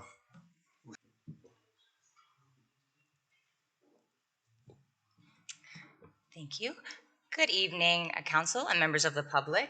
This is a major zoning bylaw amendment for lands located at 555 Paris Road from MHBC Planning on behalf of owner Geosource Real Estate Inc., Stanley Reedsma, within the geographic township of Brantford, to be received for information purposes only. The subject lands are located on the south side of Paris Road. They are irregular in shape and have an approximate area of 31.9 acres and an approximate frontage of 22.8 meters along Paris Road. The subject lands are currently vacant. The applicant is proposing to rezone the subject lands from agriculture to heavy industrial with a site-specific provision. The site-specific provision is to permit the following: a minimum off-street parking rate for a warehouse use of 1 per 250 square meters, a minimum lot frontage of 20 meters, a maximum building height of 14 meters, a building or structure to be established on a lot that is frontage on a private driveway with a minimum width of 10 meters, and a maximum driveway width of 12 meters in order to facilitate a future industrial development. That's just another image of the proposal there. These subject lands are currently designated employment within the County of Brant official plan, which are intended to be used for light, heavy, and prestige industrial uses. The subject lands are currently zoned as agriculture within the County of Brant zoning bylaw.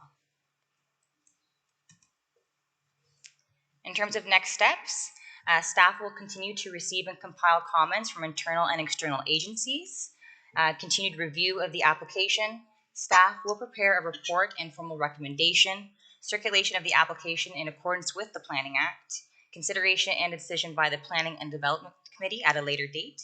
At the formal public hearing, staff will present their recommendation and a decision will be made by the Planning and Development Committee. Thank you and happy to answer any questions.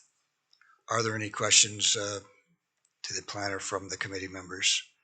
First, Councillor Bell and then Councillor House. Thank you, Mr. Chair. Through you to Sharon. I'm taken with the warehousing parking requirement of 1 per 250 square meters. We have an area of 129,000 square meters. So do I multiply 129 by 4 to get the number of parking spots? So based off of the proposal, staff, depending on the amount of area that's dedicated for the warehouse use, staff will determine what their parking requirements are. Okay, so if I may, Mr. Chair, so if you take the worst case and they're all warehouses, that's 500 vehicles potentially going in and out of this area. This is it's coming up to a corner on Paris Road. It's a particularly difficult junction, I think, that will come. So when we do the detailing of this, we'd have to really take careful consideration of how you get that many cars safely into the traffic flow. Thank you. Again, questions of clarification, Councillor House. Thank you, Mr. Chair. Through you to staff, if you could please clarify. I had a call from a resident who lives adjacent to this land, and they were under the impression that because of the water tower, that there would be restrictions of developing for any purpose within a certain distance of the water tower. Can you please clarify whether those restrictions exist today, or if that's something that's changed over the last 20 years, to your knowledge? in case there's follow-up discussion. Absolutely. Through the chair to Councillor Hose. I'm not aware of any regulations related to the water tower specifically, like related to zoning, but I can certainly look into it and follow up. Any other questions? Councillor Miller. Thank you, Mr. Chair. To Shannon. Shannon, I'm trying to read between the lines. The whole parcel is supposed to go to heavy industrial M3. It appears that there's going to be some warehousing, but there's also manufacturing. Is that why the whole thing goes to M3? Through the chair to Councillor Bell, sorry. Councillor Miller. Councillor Miller, sorry about that. So sorry, could you repeat the question? I'm just wondering, through Mr. Chair to Shannon, why is the whole parcel going M3? You didn't really touch too much on what's going in there. I think warehousing's going in. It sounds like, is there manufacturing going in that requires the M3? Thank you. So the reason why we M3 zone is being proposed, there's a variety of uses that might be proposed for this site, and the M3 zoning was more inclusionary of those proposed uses. So manufacturing could potentially be one, but warehousing is one of the main uses. Okay, so just a further clarification of that clarification. So at this stage, we don't know what's going there. Yeah. Okay, thank you. Are there any other questions? I see, thank you, Shannon. That would conclude your presentation, and I see the planner is again available on the screen. So I would ask the applicant or his agent to make a presentation. Good evening, Mr. Chair. Thanks for the opportunity to speak tonight. I am here with Jason Fleury, who's the engineer working with Mr. Rietzma, who is the applicant on the file. I think Shannon did a good job introducing the application. What's being proposed here is zoning for development of the lands where we do know one of the users, and that will be the headquarters for GeoSource, which is Mr. Rietzma's business. The other portion of the lands, we are not certain on the user in those areas. And what we're doing is providing some flexibility through the zoning to accommodate whoever may wish to invest on the lands. So that's what we know today as far as what's being proposed, is that headquarters, which is essentially a facility that would include office space, some warehousing space, some outdoor storage space, and a portion that would be used for a yard for the management of his business operation. With regard to parking, we are proposing a reduction because there is a significant amount of parking requirement for these types of facilities where they're larger facilities and the number of parking spaces really don't match the number of staff. So that's part of the request. And we'll work with county staff on the road network. We do need to work with them to come up with a shared access to the lands and with the water tower. So that's something we haven't been in discussion with the county. And with regard to a setback for development from a water tower, I also am not aware of one, but what I can advise is that there is additional lands around the water tower lands that we've set aside to make sure that there's the appropriate grading and transition between the water tower lands and any future development. So I think that would be our presentation for this evening, and we'd be happy to answer any questions, either myself or Jason. Committee members, do you have any questions to the applicant? I see no questions from the committee. I'm going to ask you to stand by. I'm going to ask the public if they have comments or concerns, and you'll be allowed to come back and speak to their concerns after we conclude the public part of the hearing. Members of the audience, do you wish to comment on this proposal? And again, please come to the microphone with your name and address, and you can proceed. My name's Robert Cook. I live at 565 Paris Road.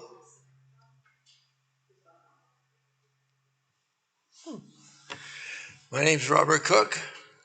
I live at 565 Paris Road.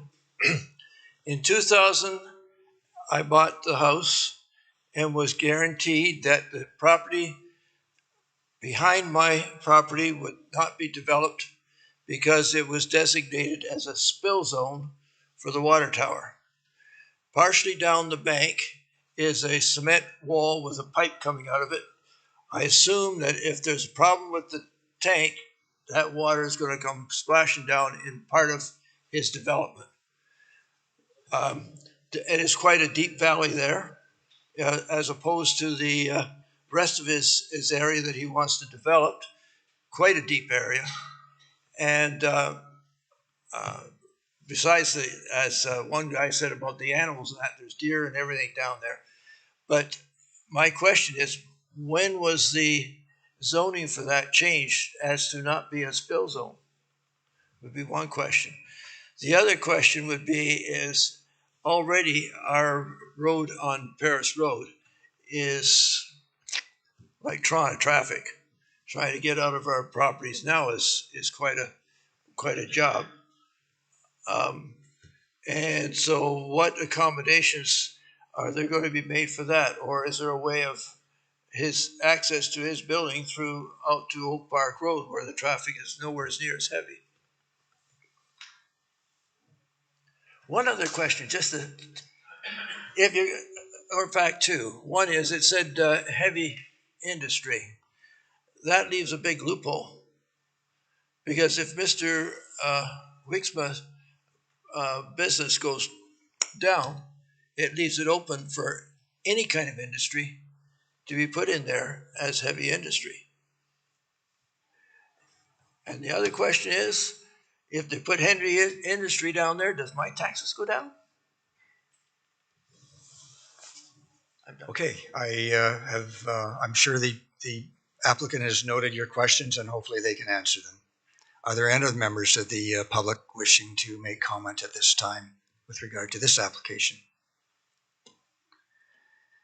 Second and the final time, I'm going to go back to the applicant and ask him to address the concerns that were brought forward by the member of the public. Thank you, Mr. Chair. And through you, I would turn over to Mr. Fleury with regard to maybe a comment on the water tower. What I can say is the application has gone through the typical process with the county where there was a pre-submission and then an application. And the proposal has been circulated to all county departments for input. This wasn't an issue raised at the pre-application meeting, but the application is still under review by county staff. With regard to traffic, again, a traffic study was prepared and submitted. And maybe, Mr. Fleury, can you comment on the water tower and maybe discussions you had with county in preparing your reports? Thanks, Dave. No, there was no further information provided about a spill zone. I know there is an easement along the west property line. Maybe that's part of that easement. Certainly, if there is something there, it can be incorporated as a drainage feature into the detailed design. As Mr. Aston has suggested, we're still going through in the early stages of the process. So if there's further input in terms of a spillway provided, that can be accommodated. And as Mr. Aston suggested, there has been a comprehensive traffic impact study that will provide the recommendations for to accommodate the increased traffic on Paris Road. I believe there will be a left turn lane provided for the development, but I'd have to go back and review the recommendations from the traffic impact study to confirm what is being provided to facilitate traffic. In terms of a connection over to Oak Park Road from the subject site, that was discussed initially, but the adjacent landowner has their own use and was not interested in providing a mutual access over to Oak Park Road. Do you have anything further? I can't comment on the taxes for the industrial use. Okay, we've heard from the applicant attempting to address the concerns of the comments. I'm prepared at this time to adjourn this public hearing. The public hearing is adjourned. We've concluded 4 public hearings that were set to receive information from the public.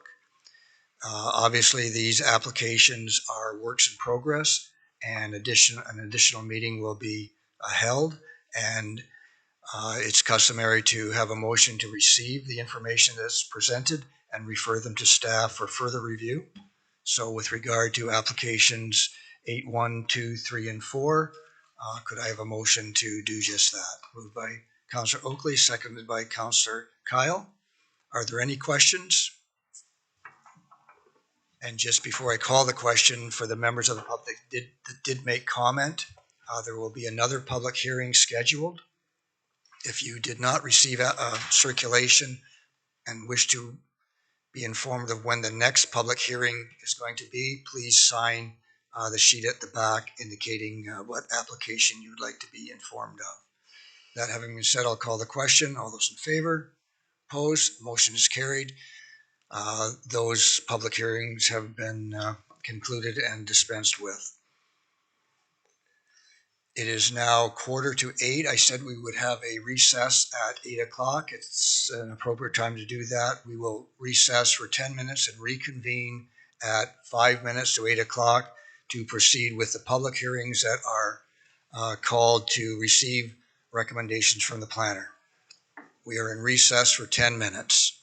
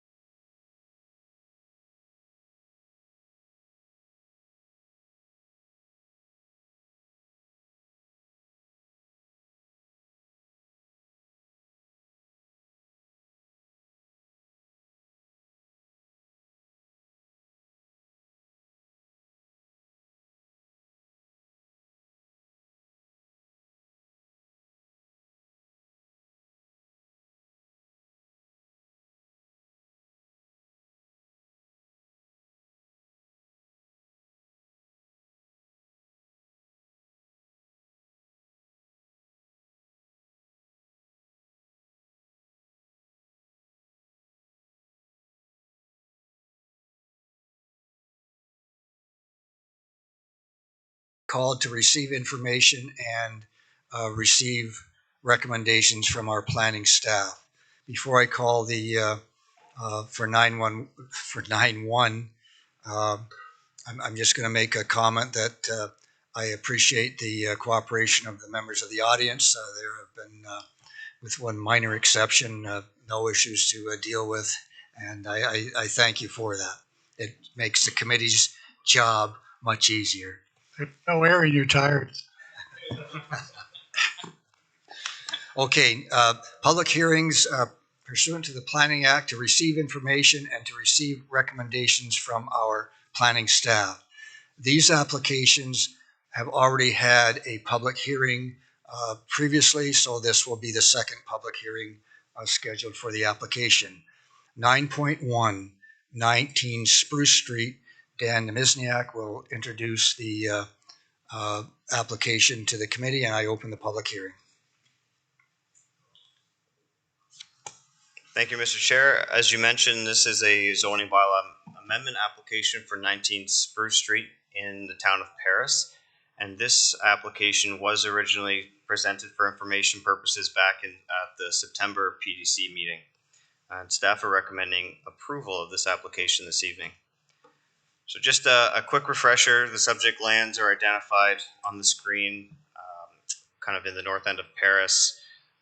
The subject lands contain an existing building situated on the property that has housed a number of different uses, the most recent being a dentist office.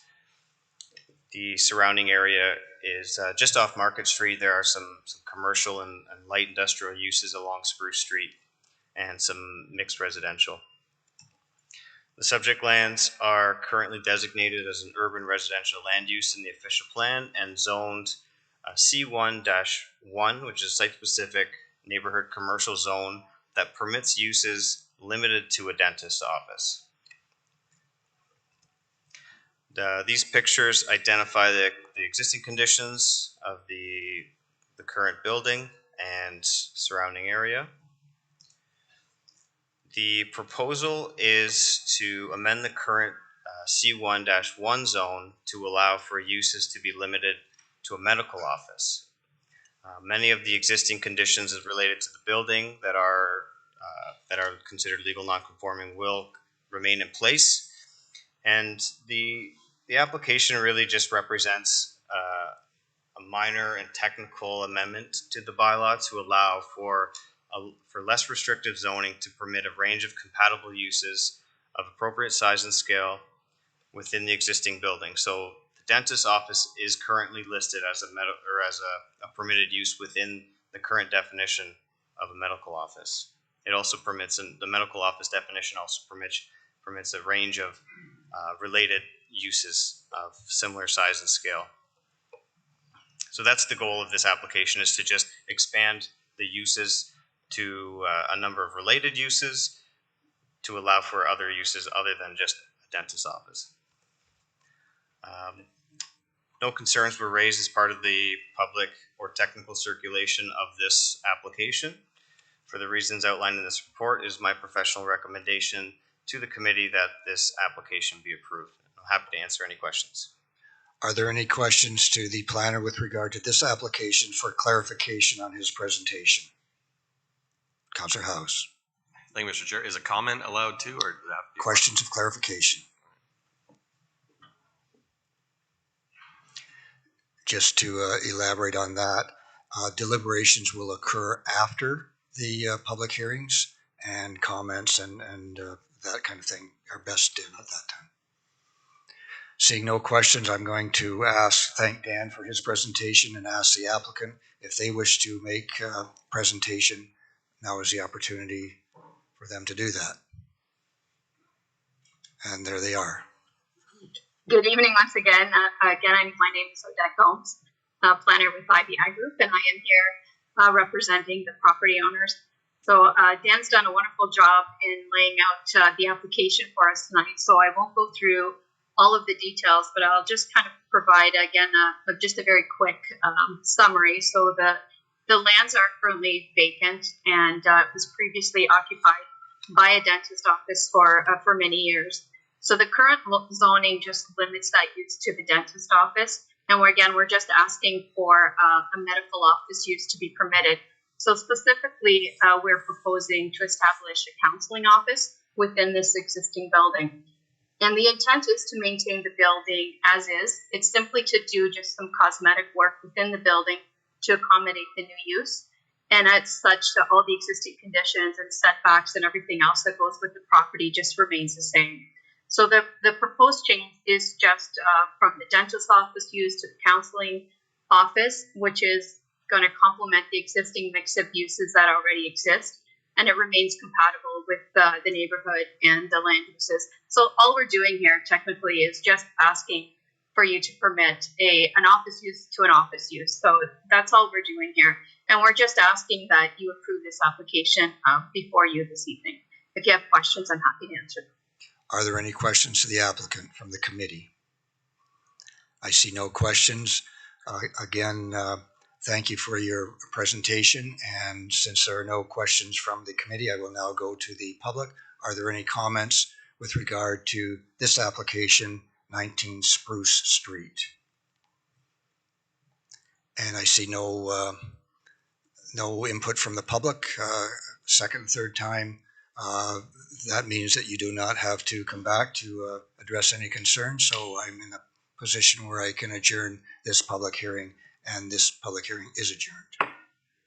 Committee members, I'm going to go through the public hearings, bang, bang, bang, bang, bang, and then I'm going to, hopefully that fast, but the hour is getting on, and then I'm going to come back and deliberate in the same order that the public hearings were had, and then we can present recommendations to council that way. So I'm going to I'm going to open the second public hearing, 9.2. Sorry, point of order then, Mr. Chair. I don't understand the logic of your proposal. The logic is this, very simple. The public hearings are scheduled, and in terms of fairness, they should be done in a timely manner. If we deliberate each public hearing afterward, it could stretch on into the evening, and that's unfair to the applicants for the public hearing. So that's the way it's going to be done. Public hearing 9.2, 22 Airport Road. I open this public hearing and ask the planner, which is Dan Mizniak again, to make a presentation to council. Thank you, Mr. Chair.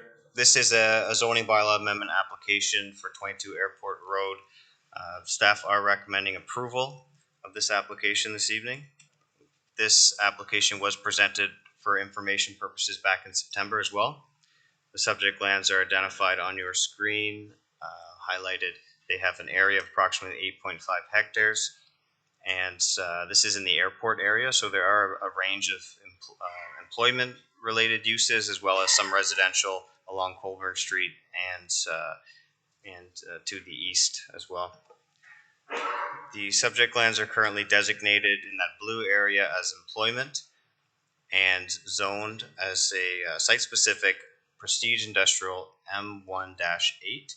And that site-specific zoning currently in place restricts uses as well as provides site-specific provisions related to the operation of a previous use as a brick plant.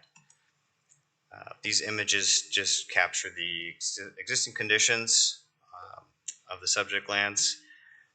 The proposal remains unchanged from originally presented, where we are looking to modify the existing M1-8 zone to a light industrial zone with special provisions, seeking a parking reduction to provide a minimum parking spaces of 401 parking space.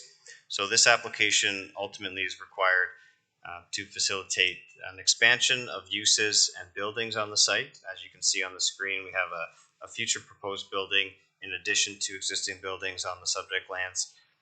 This additional building will be subject to site plan control to review all the detailed design aspects of the site plan. And this proposed building is proposed to be 14,200 square meters in size. So no concerns were raised as part of the public and technical circulation. And for the reasons outlined in this report, it is my professional recommendation that the application be approved. Happy to answer any questions. Are there questions to the planner with regard to this application, 22 Airport Road? Councillor Miller. Thank you, Mr. Chair. Through you to Dan. Dan, in your report, you talk about that brick wall acting as a visual buffer for stored materials outside. My question is, are those types of materials, given that they're going to be stored in a wellhead protection area, I think we all know how important that aquifer is, how do you deal with that? Is that dealt with through the site plan, or we just trust that the proponents know what they're going to store safe stuff? How do you deal with it? Through you, Mr. Chair, we do have provisions in the zoning related to outdoor storage, especially within the employment lands zones. That brick wall, as you've seen it, is quite large and does screen the uses in the buildings that are operating on the opposite side of that wall from Colburn Street. And that was kind of the intent with the Prestige Industrial, is that wall needed to look good and present industrial employment uses in a prestigious way. So that wall is doing its job. As you can see with the proposed building, there will be limited space for outdoor storage, and a lot of that area will be dedicated to parking. So the uses are changing on site, and perhaps the applicant or agent can elaborate on proposed uses. Okay, thank you. Any other questions? Thank you, Dan. And I see the applicant is prepared to address the application. Proceed. Thank you, Mr. Chairman, Mayor Bailey, members of the committee. Yes, this is an application. If you could just identify yourself, Bob. Oh, sorry, Bob Phillips from J.H. Cahoon Engineering Limited. This is an application to kind of repurpose the building from what was a brick plant, which no longer operates on the property. And when you took a look at the permitted uses on the property, they were very limited and very site specific. And I'm not sure they even reflected the uses that were on the property currently. But the application kind of cleans that up. It's a request to rezone it more like all the other properties in the area, in the airport area there. The proposal is subject to site plan approval, which the owner is going to be prepared to commence almost immediately. He'd like to sort of build in the spring of 2023. Right now, he does not have any specific uses. He is entertaining people who are interested in the property from both manufacturing and warehousing opportunities.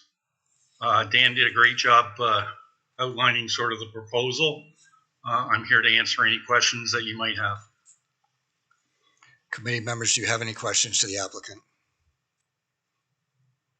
Councillor Miller. Thank you, Mr. Chair. Just through to Mr. Phillips. Bob, I was wondering if you could help me with the question I asked the planner earlier. How do we control what's stored outside, as far as, given that it's above a wellhead protection area? There's some there's a few nasty industrial products out there. You wouldn't want to spill, more than a couple gallons, and you have got problems. So how do we control that? Well, through the site plan approval process, there is like a screening process that the applicant goes through to identify any potential hazards to the environment. In this case, I think all the activities are likely to be inside there. With all the parking requirements, I don't anticipate that outdoor storage will be a significant component to this operation. And the development will be phased because there is still a tenant in the existing building who does the bus fit-ups, similar to what Bluebird used to do on this site. I hope that answers the question. No, it does, and I appreciate the answer. Thank you. Are there any other questions? I see no questions at this time. Bob, we will now go to the public. If there are questions or comments anyone wishes to make with regard to application 22 Airport Road? Anyone wish to make public comment on 22 Airport Road application? I see no input from the public, Bob, so I'll thank you for your presentation, and I will proceed at this point to conclude the public hearing. Thank you. Public hearing is closed. The next public hearing, 9.3, is an application regarding 1318 Colburn Street West. And again, Dan is going to outline the proposal to the committee.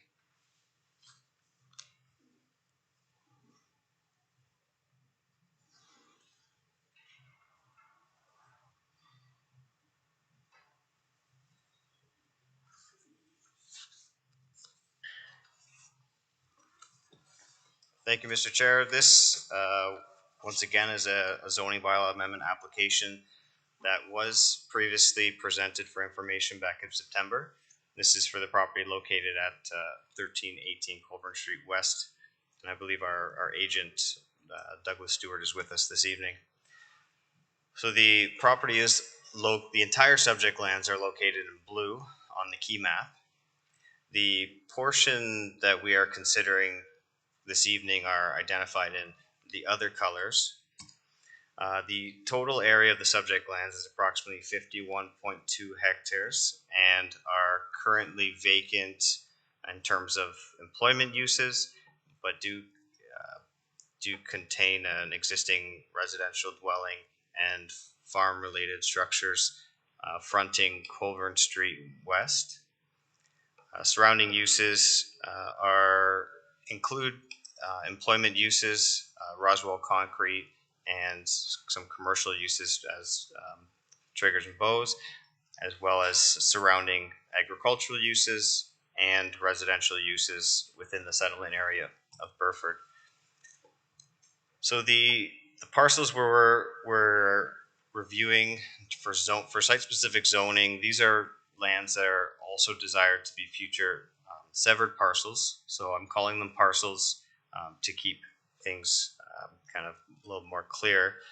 Parcel 1, identified in the blue, the application proposes to change the zoning from agricultural to a light industrial with special provision to permit a maximum coverage for open storage of bulk product of 41%, where the zoning bylaw permits a maximum of 31% in the M2 zone.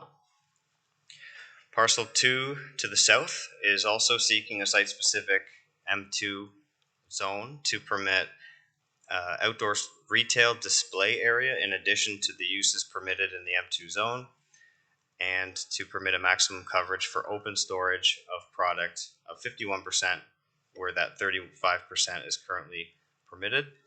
And parcel 3, the smaller parcel to the south, is also seeking a site-specific zoning in the M2 zone to permit all the uses in the M2 zone, in addition to a truck terminal use. And the retained lands will remain as agricultural. So as I mentioned, a future consent application will be heard by the Committee of Adjustment to create these parcels, and detailed design related to or detailed design of these parcels will be facilitated through site plan control. The lands are able to be severed because they are designated within the blue area, which is our employment lands designation, and the rezoning application is required because the entire subject lands are currently zoned agricultural. So, as comments received at the time of the information meeting and as part of the public circulation have identified concerns related to existing noise generated by truck traffic along Bishopsgate Road, as well as the impacts of the development on adding to that noise, increased traffic along Bishopsgate Road. So the detailed design and the technical review of the development of these light industrial parcels will be facilitated through site plan control, as I mentioned, and this will review access So I believe we had comments from the committee looking for reduced access along Bishopsgate Road. I can share that parcels 1 and 2 on the plan are seeking an easement to facilitate a shared access. So we are able to obtain a shared access or at least one reduced entrance for these 3 parcels. The site plan control applications will also look at landscaping, grading, noise, drainage, and lighting. So this will tie in some of the surrounding sensitive land uses like the residential to the north.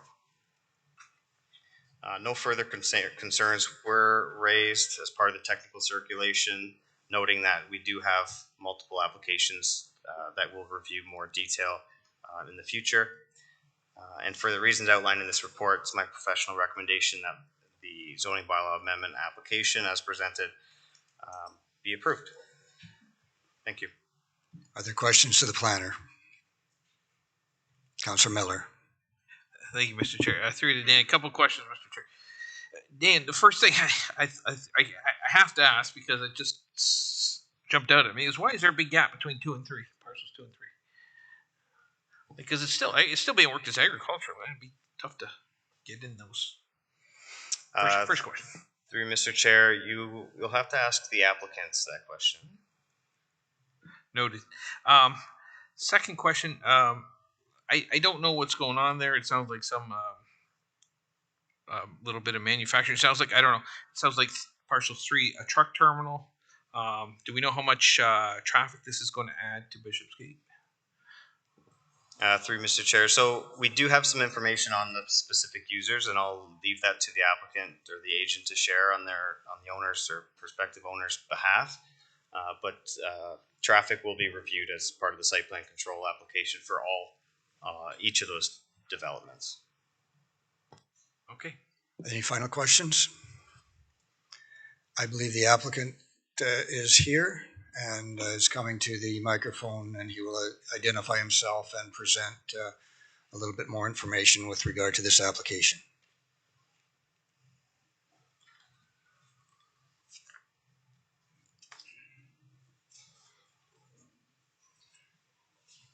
If I may begin, my name is the top part of the thing. I'm sorry, it's the top part of the thing.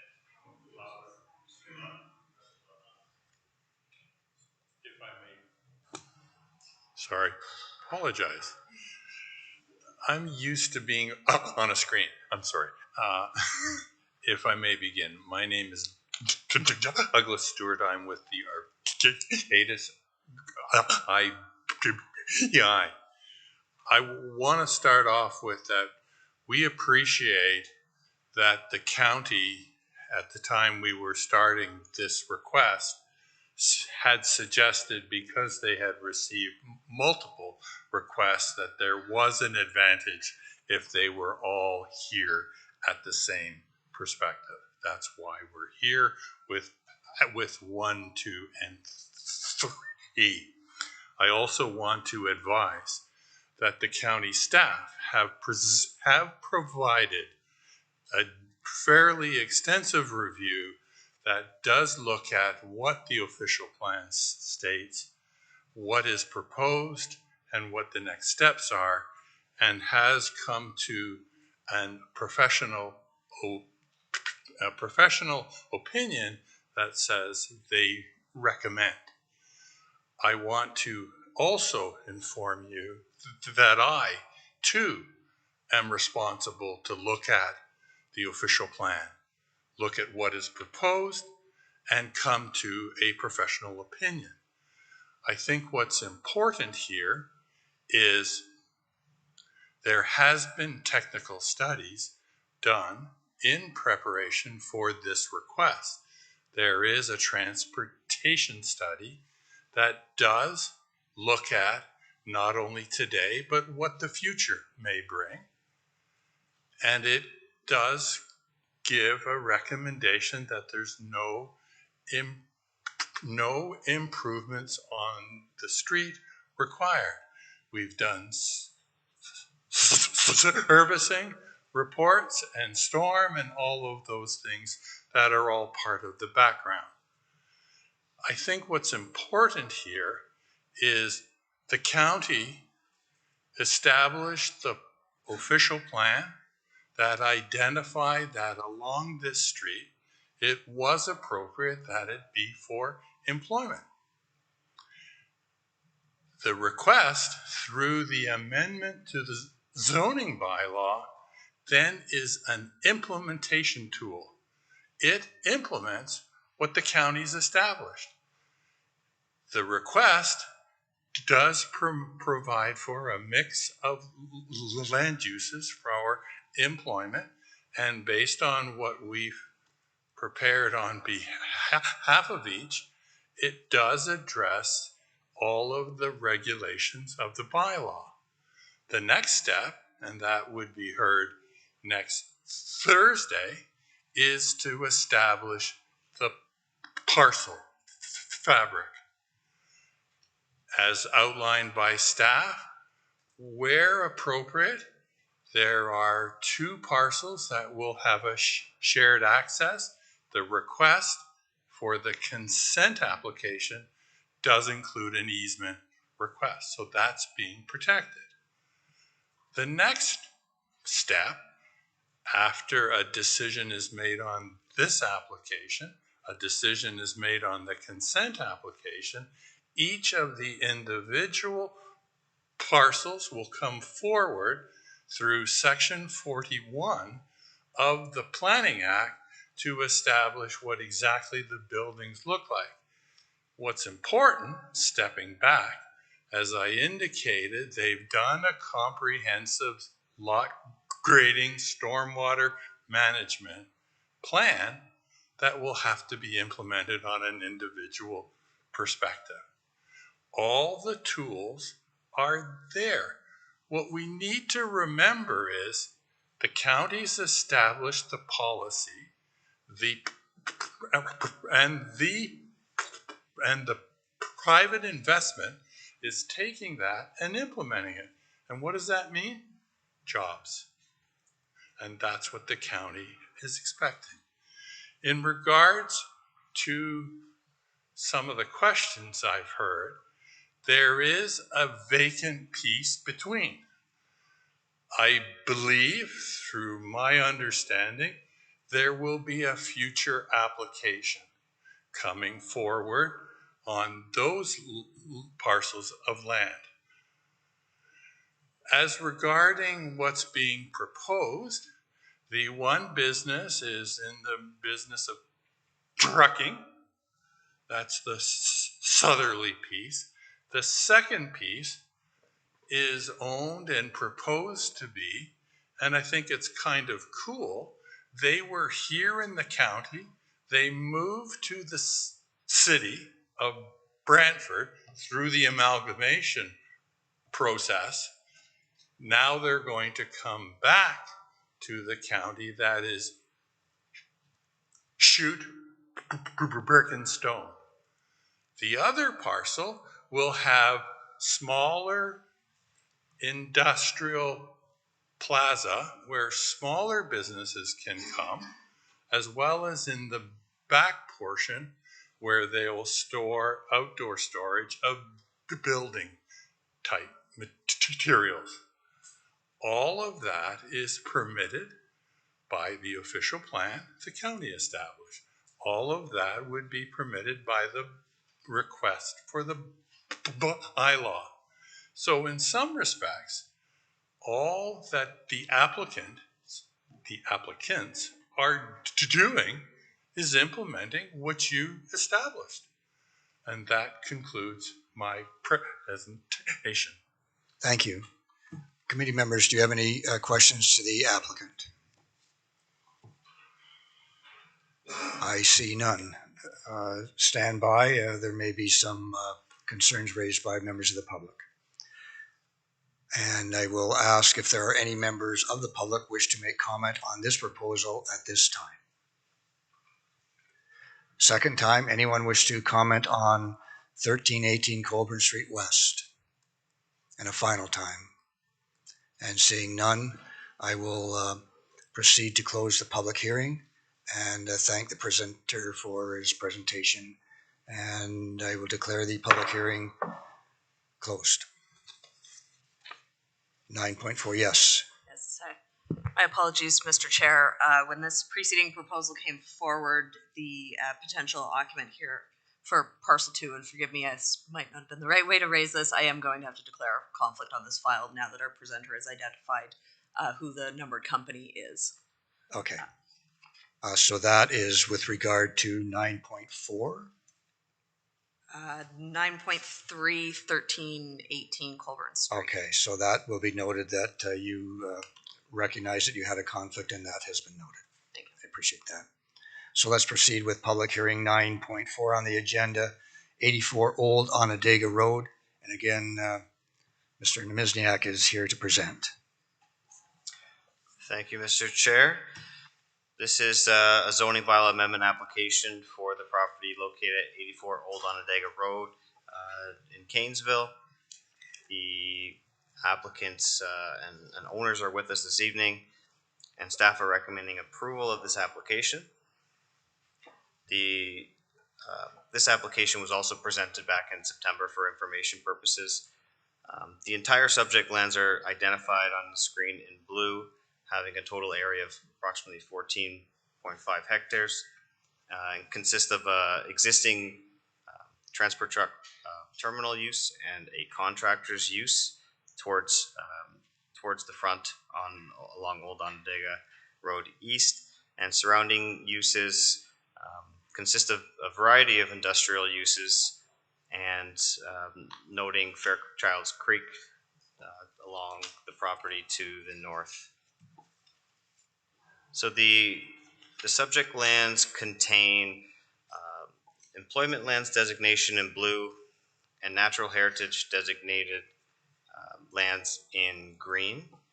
And this is also reflected in the zoning, where the white areas towards the rear is currently zoned agricultural. The green areas are zoned natural heritage, reflecting steep slopes, reflecting the Fairchild's Creek to the north, and an unnamed creek along the kind of through the middle of the property, traveling from the west through down to the southeast. The current zoning on the front portion of the property is already heavy industrial M3. So there's a couple things going on in this application, and I've tried to simplify it with this map. So the zoning is requesting to change a portion of the zone, or a portion of the zoning on the property, from agricultural to employment zone with a site specific to permit an aggregate recycling facility as an additional use within that zone. And this application also proposes to change the zoning, a portion of the zoning of the natural heritage zone to that site-specific heavy industrial zone. And the third portion is agricultural to natural heritage. So as a result of the environmental impact study, the information was compiled, reviewed on site to adequately reflect the natural heritage zoning. So the graphic on the screen shows existing in light green. It shows the portions that are being added to expand the natural heritage zone in the dark green, and the areas that are being removed from the natural heritage zone and converted to heavy industrial with the hatched. And this may make a little more sense, maybe not, when we look at this image, which highlights the area in red that's being converted to industrial. We can see that that it's a small area that is not within any natural heritage, any woodlots or anything like that. It's simply due to the steep slope. So this mapping more accurately reflects the natural heritage zoning mapping based on the findings of the environmental impact study that was completed. So this application is required to facilitate the expansion of the existing contracting yard uses, including stockpiling, storage of materials, and temporary or intermittent crushing of materials associated under the definition of the aggregate recycling facility, which is really just an expansion of that contracting yard use, which includes crushing. Crushing is the component that is being added as defined in the zoning bylaw, and the applicants have described that this crushing will only occur maybe 2 days out of the year consecutively. And the applicants and the owners can maybe expand upon that if the committee wishes. A subsequent site plan control application will be processed by county staff to implement the findings of the environmental impact study. And this is part of that is an ecological implementation plan, which was designed essentially to enhance that natural heritage zoning. So there's a number of mitigation measures to protect the slope, to some plantings to enhance and establish that physical buffer.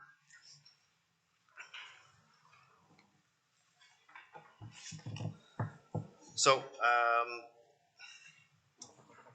as I mentioned, the ecological management plan has been prepared and in very detail demonstrates how that natural heritage zone is being protected and restored.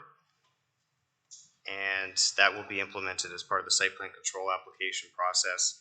And these recommendations and the technical measures will be implemented in the zoning as well through the addition of that or expansion of that natural heritage zone. I've mentioned the site plan control process, reviewing detailed design. No further concerns were raised to do the public circulation. We did have some questions from a solicitor representing an abutting property owner, just looking for clarification on a few points related to uses and access through that natural heritage zone. I did provide a response to them and did not hear back, and I'm not sure if they're being represented this evening.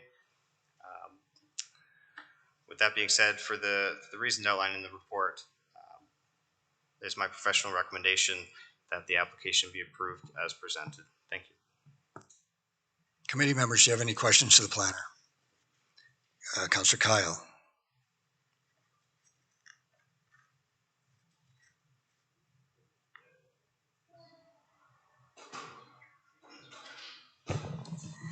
Thank you, Mr. Chair.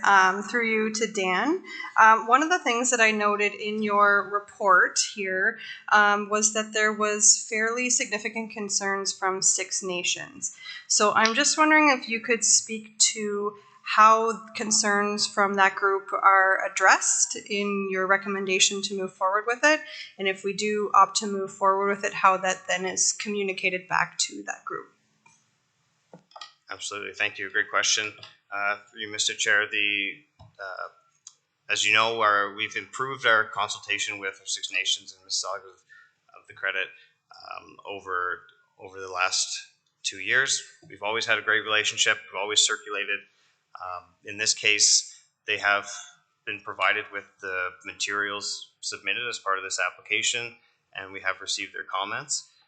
The environmental impact study was prepared to county standards and accepted by our environmental planner, who was extremely satisfied with the ecological implementation plan, which, as I mentioned, it demonstrates in detail, to the plant that's being provided, to the materials being provided for slope stability, showing how it's being protected and enhanced.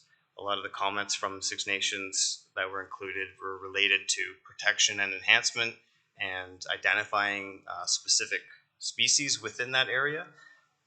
The ecological implementation plan demonstrate that those areas will remain unchanged. The Six Nations will also be circulated on the site plan control application So we will have further opportunity to review that implementation plan in detail and make revisions as required. Are there any other questions? Councillor Bell. Thank you, Mr. Chair. Through you to Dan. Dan, I'm maybe being a bit dim here. This piece of land that is being rezoned from agricultural to natural heritage seems to divide the two elements of the plot in total. So how do you get to that back zone, which is now to be rezoned M3? How do you physically get there? Through you, Mr. Chair, there is an existing access currently in place. They did receive access to or permit from the GRC to cross. Okay, thank you. Any other questions? Thanks, Dan. I'm going to ask the applicant if they wish to present. And I'm not sure who that is. Proceed. Good evening. My name is Ruchika Anguish.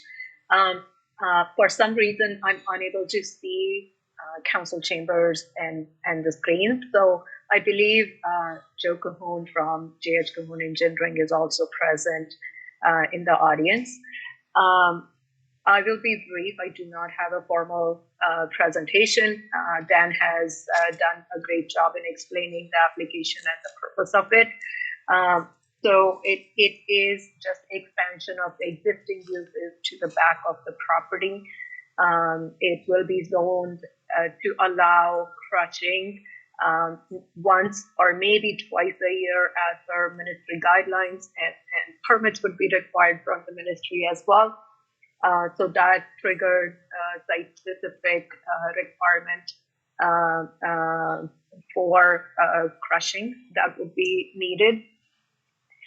We prepared extensive studies as the list was presented by Dan, both the environmental studies as well as an archaeological study that was completed, and consultation with Six Nations as well as Mississaugas of Newcastle First Nations were completed as part of the studies. We do have our environmental consultant, Rob Atkin, present in case there are any further questions with respect to the environmental piece. We support staff recommendations. We have reviewed the information as part of the agenda, and we are requesting committee for approval of this application. I'm happy to answer any questions. Are there any questions from the committee to the applicant? Councillor Miller. Thank you, Mr. Chair. Through to Rashika. Yeah, it's been mentioned a few times now. The aggregate recycling limited to 2 days a year. Why is that? Is that for noise reasons, for dust reasons? What's up with it? Through you, Chair, to Councillor Miller, it's not a primary use. So the crushing would be required once or twice to break down the material as part of the contractor's yard. It's stockpiling of the materials. So the current zoning, M3 zoning, does not allow any further crushing. I mean, it's part of the operations, but it's not an extensive use, and that's why it is presented the way we have requested through the zoning. Mr. Chair, just to follow up. So it's controlled, through the zoning with an exception, or through the site plan? What's the controlling mechanism? That's a good question. Through you, Chair. I believe through the site plan application as well, we can limit the number of occurrence that could happen on the site. But again, we have submitted the site plan control application, and if that is one of the big concerns, then we can definitely address the site plan. Okay, thank you. And I'm going to leave that with our planner to figure out where that's supposed to go. Thank you. I see no further questions from the committee at this time, so I'm going to offer the opportunity to the members in the audience to present their comments, if there are any. Any member of the public wish to make comment on application 84 Old Onondaga Road? I see none, Rashika, so that would conclude your presentation, and there you don't have to obviously answer anything that has been asked. So I am in the position where I can adjourn the public hearing. So 9.4, actually 9.4, 84 Old Onondaga Road public hearing is adjourned. We'll go on to 9.5, and that is an application 31 Willow Street, and I will open the public hearing and ask Dan to present. Thank you, Mr. Chair. This is a zoning bylaw amendment application for the property located at 31 Willow Street in Paris. And this was presented for information purposes back in September, and staff are recommending approval of the application. Subject lands are identified on the screen. There is an existing 3-story building which is currently vacant, which did house some previous commercial uses and I believe 1 unit at that time. The surrounding area is a mix of residential housing types consisting of singles, semis, apartments, street fronting townhomes. The subject lands are currently designated urban residential and are zoned residential singles and semis R2, which only permits single detached and semi-detached dwellings, and is also within the floodplain area. So there are some special policies that need to be considered when introducing new uses to the site due to the proximity to the Grand River. Here's a picture of that existing structure as it looks today. We have the picture on the left, which is taken from Willow Street, and the rear of the building taken from Walnut Lane. So previously, back in September, the proposal was presented to permit the dwelling apartment as a permitted use within a site-specific residential multiple low-density zone. And that apartment dwelling use is required because of how the building and the units are set up. So the units will be accessed through a common corridor rather than separate doors on the outside of the building. So by definition, regardless of the number of units, this is considered an apartment use. The application at that time, back in September, was also requesting to provide 7 parking spaces where 12 spaces were required. And this is just a concept that was provided or presented at that time. The parking area utilizing Walnut Lane to access the proposed 7 spaces, as well as a new walkway constructed to one of 2 entrances to the building.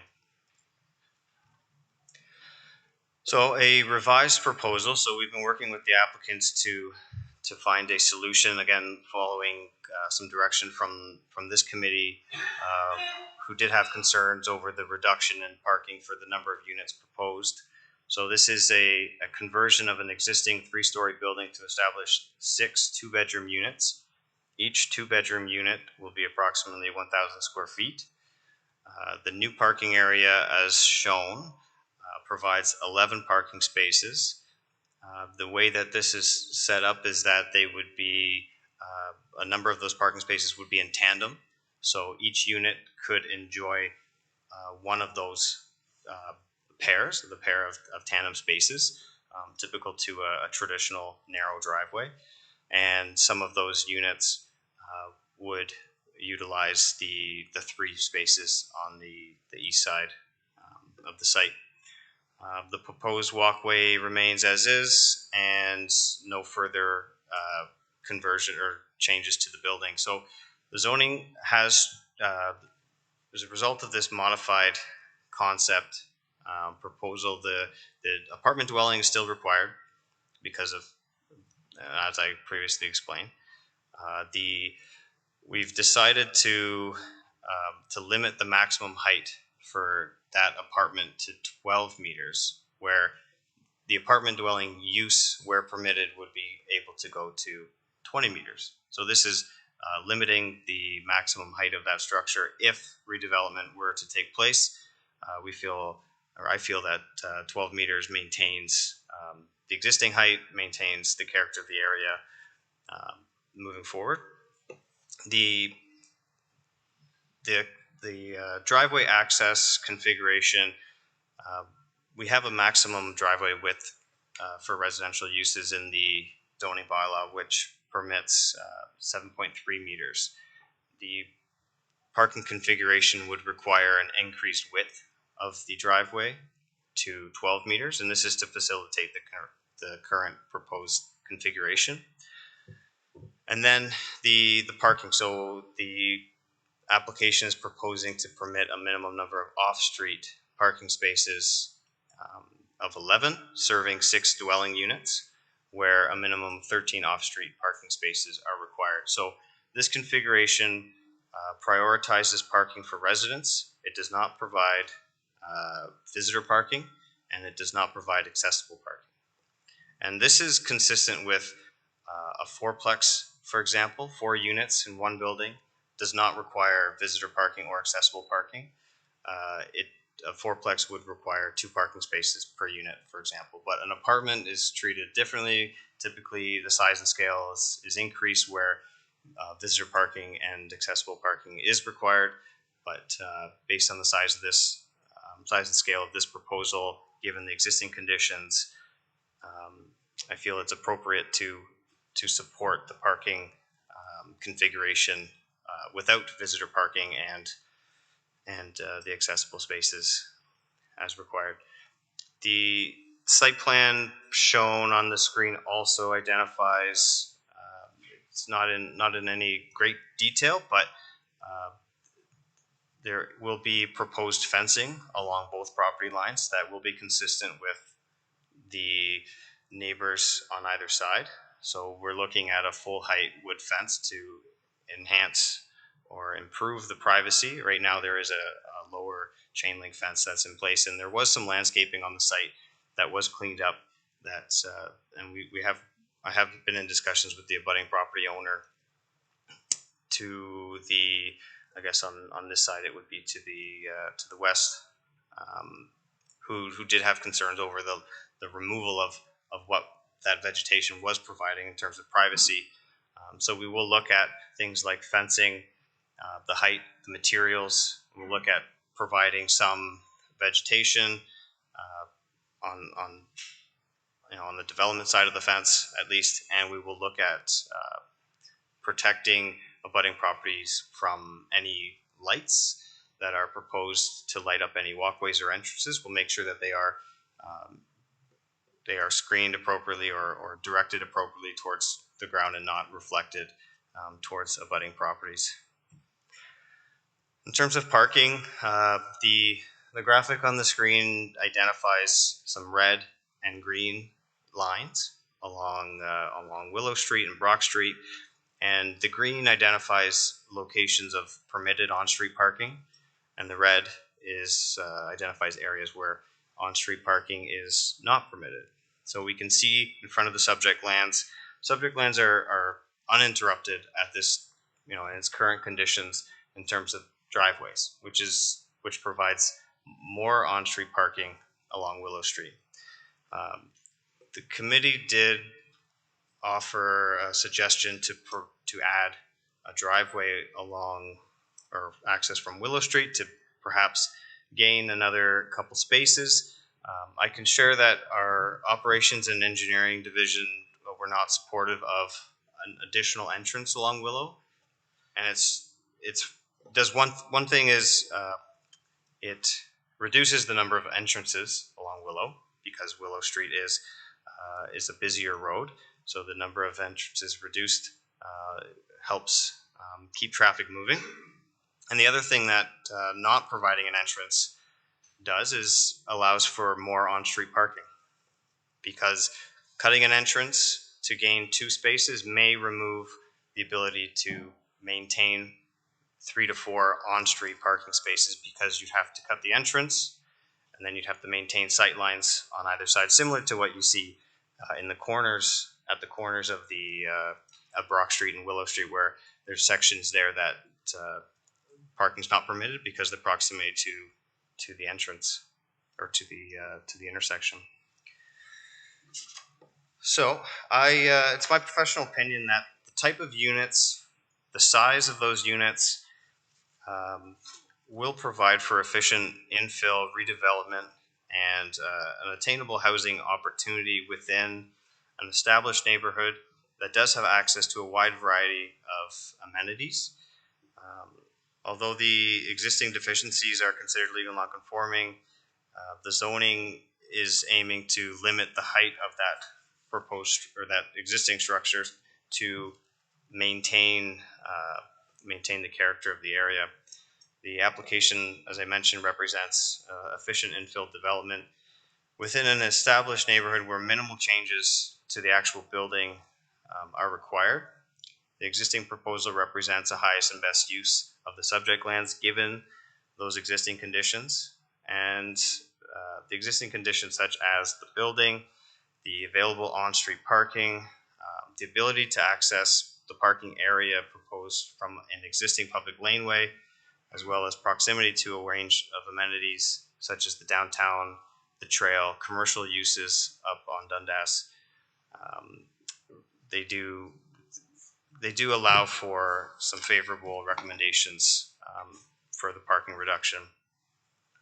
As I mentioned, fencing and landscaping will be reviewed in detail as part of review of the detailed site plan in response to the public comments that have been received.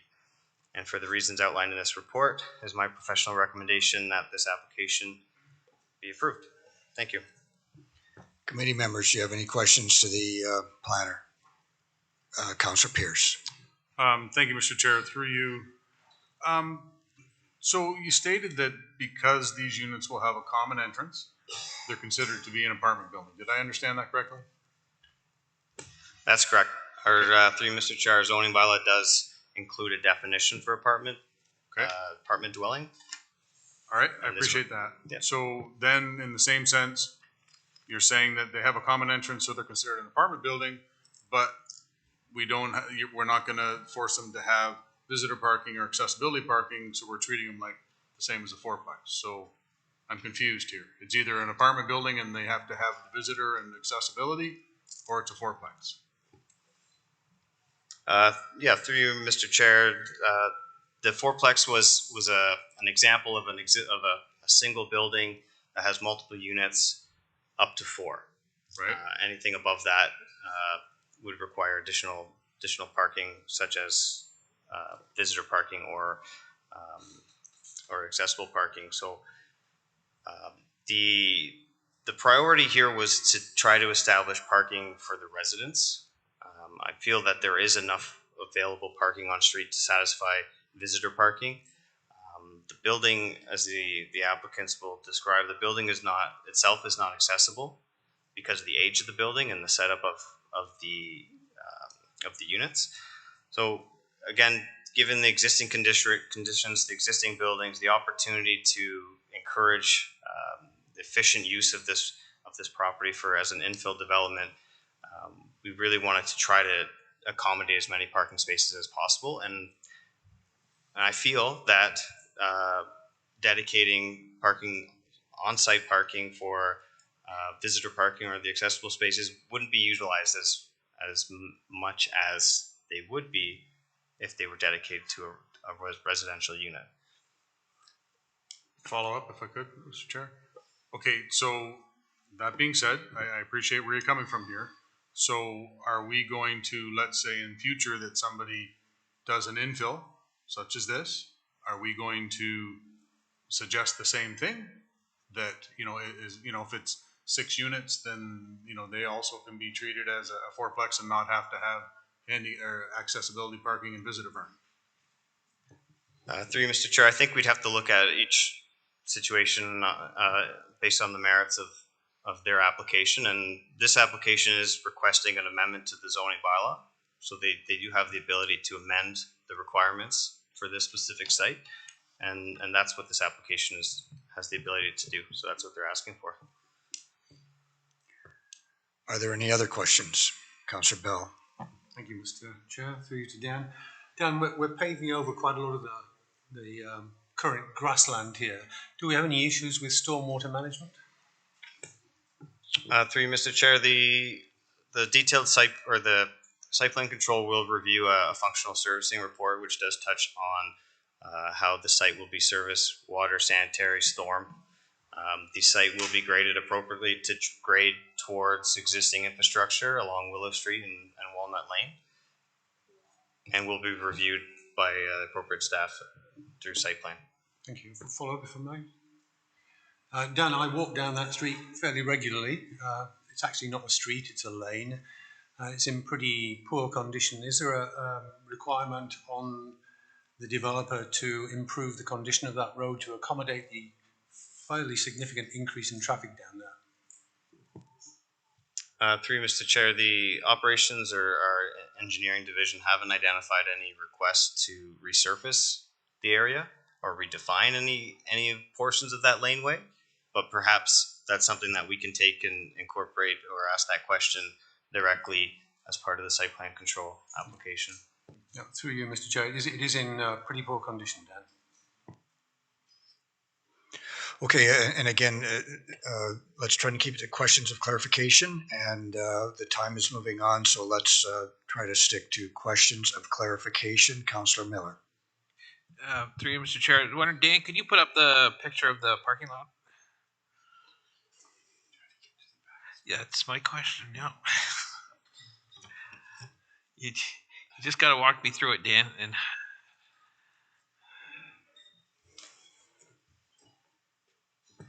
where do you want to start?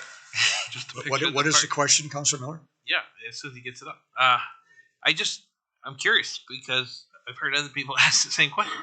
How does one get at the parking lots closest to Willow Street?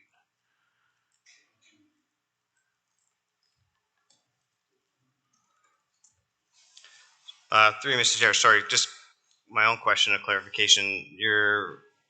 Which parking spaces are you referring to? You mentioned Willow Street, so there's no parking proposed along Willow Street.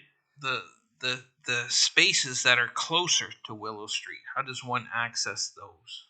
Okay, so through you, Mr. Chair, the spaces would be in tandem. So if I have a narrow driveway that only fits 2 cars in tandem, and each unit would be provided access to a row of tandem spaces. So if we live together in one of those units and you are on the internal space closest to Willow Street and you needed to leave, we would do the traditional shuffle as any other narrow driveway would in order to get your vehicle out. Okay, thank you, Dan, and I'll think about your offer. Okay. Okay, let's ask the applicant to present.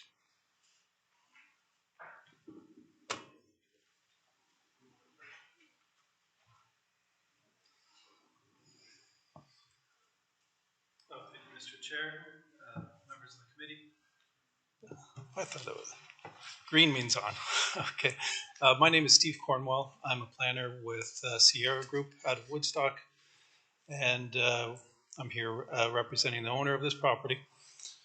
Would like to thank Dan for a lot of creative thinking when it's come to this. There's a lot of back and forth with staff over this interesting and unusual property.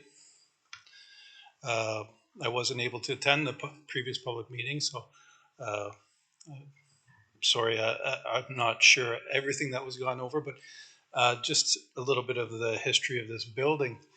My understanding, it was built around 100 years ago as an office building for one of the nearby industrial operators at that time. So it's like an adjunct facility for them. At some point, and it's a little fuzzy exactly when that happened, it was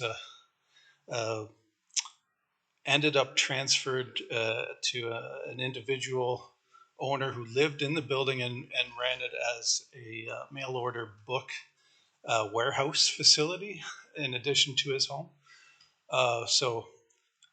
While we can understand that that sort of use would generally be a good fit for this area, it has a very low impact in terms of how busy it would be day to day, despite being, you know, a repository for books that would be ordered.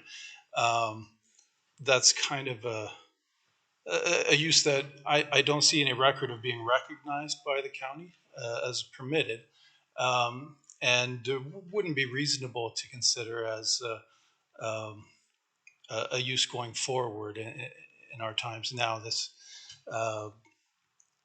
What we have is an unusually large 3-story building in the middle of a residential neighborhood that is large enough to lend itself very well to conversion to 6 2-bedroom apartments, and really it could have been 8, including the quite large basement, but with the flooding concerns and everything, there's really no way to use that as occupied space. Yeah, what the owner is looking to do is to convert this existing building, which is long established in this neighborhood and is, you know, part of the community. People are used to its presence. We're not proposing to significantly change its appearance in any way. We're not adding floor areas or anything like that. We're just as the proposal is to convert it to 6 2-bedroom apartments. And to do that, we have proposed an application to the zoning bylaw that would change a lot of the standards, particularly relating to the parking facility, but some also related to just where the building is on the property. So recognizing the unusual situation where this rather large building is on a rather small property, it just wouldn't fly as something proposed new. If the property was vacant, a building of this sort would kind of be out of the question for the site. It doesn't meet the normal standards applicable to apartments, and that's why we're asking the committee to consider recommending approval for a series of changes that would allow what we feel would be the most appropriate use for this building over the long term for this neighborhood. So while it might be ultimately preferable to have a larger property and more substantial parking and all those kinds of things, we've done our best working with staff to come up with a solution that is the best case for this particular site, so that this existing building can be made good use out of, both for the owner and for the community. I think what we've come up with these tandem parking spaces for 4 of the units is a good way to make sure that there's the maximum amount of off-street parking that's reasonable to provide on such a small lot, but still end up with a really solid and useful building that is not going to cause problems for the community or immediate neighbors or anything like that. So that's why we are asking the committee to consider this proposal. Thank you very much. Just stay there. Are members of the committee have any questions to the applicant? Again, Councillor House. Thank you, Mr. Chair. Through you to the applicant. I for one, I'm happy to see that. I'm happy to see this. Questions of clarification without getting into deliberation. Sorry. You can stop me if this is. This is an old building, and there's a kind of a heritage element to the building in the sense that it is as old as it is. Are there plans to basically keep the outside shell of the building as it is? And I've been through the building. There's a couple of interesting heritage features inside, like vaults and things like that. Are they going to remain? Yeah, absolutely. The intent is to keep the building as close to its existing condition as possible. I think there's, just in terms of access, like emergency access, there will be some changes to the exterior, but that's it.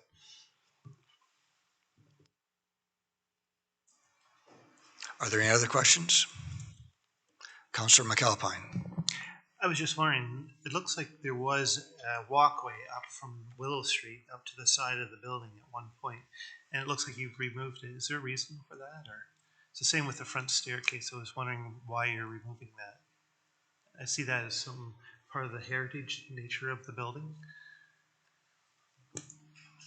Well,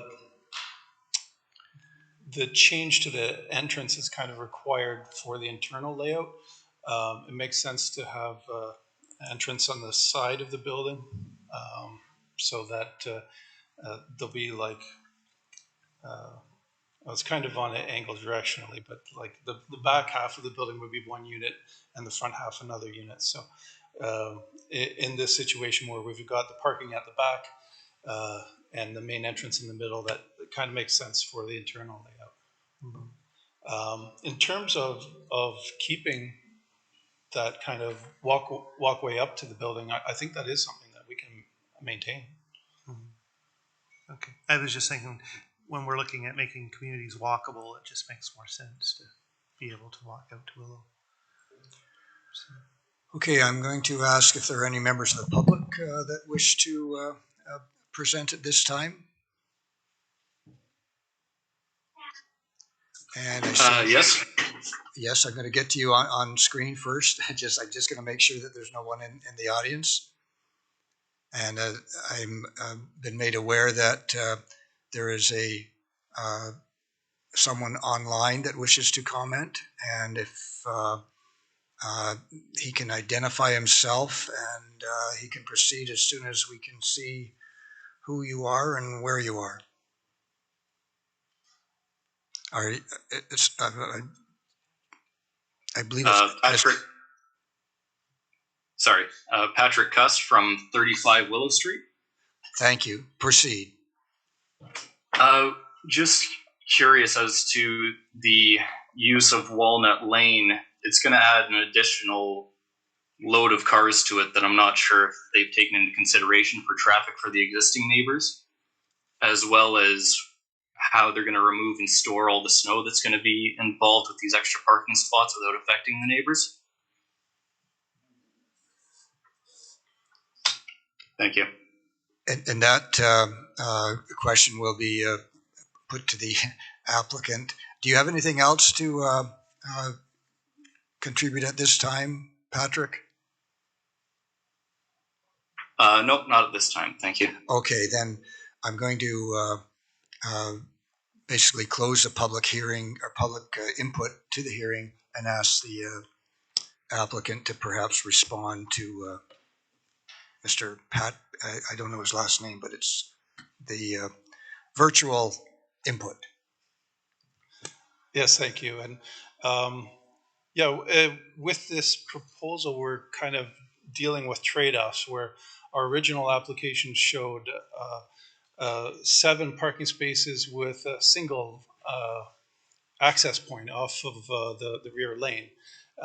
That was intended to kind of simplify the turning movements and everything related to the lane, to remove that potential for interference as much as possible. But with concerns about the total number of parking, the way to maximize the number of spaces is to provide these tandem spaces, which do end up resulting in more backing up movements in the lane.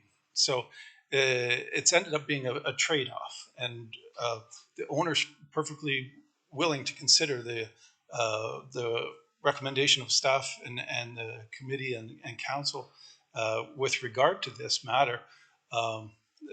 Really just want to see this facility provided with what is considered the most appropriate parking layout for its operation. And right now we are content with either option. When it comes to snow removal, we are going to be providing a small amount of space on site to store snow. And beyond that, yes, there'll have to be removal where maintenance vehicles come in and haul out some of the snow. But depending on the winters, that shouldn't need to happen very often with being able to provide some storage on site. That's the best answer I have. Thank you. And thank you. Committee members and ladies and gentlemen in the audience, that concludes this public hearing.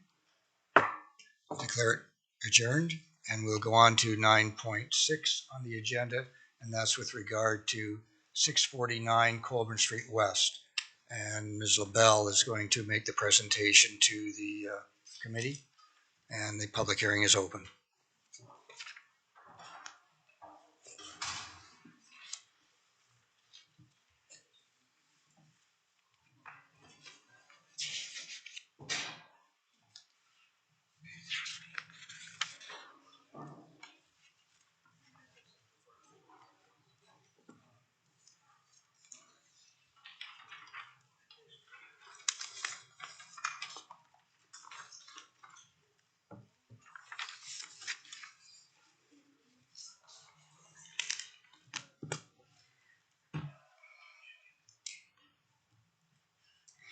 This is a major zoning bylaw amendment for lands located at 649 Colborne Street West from the Anguish Group on behalf of the owner Carol Bisch within the geographic township of Brantford.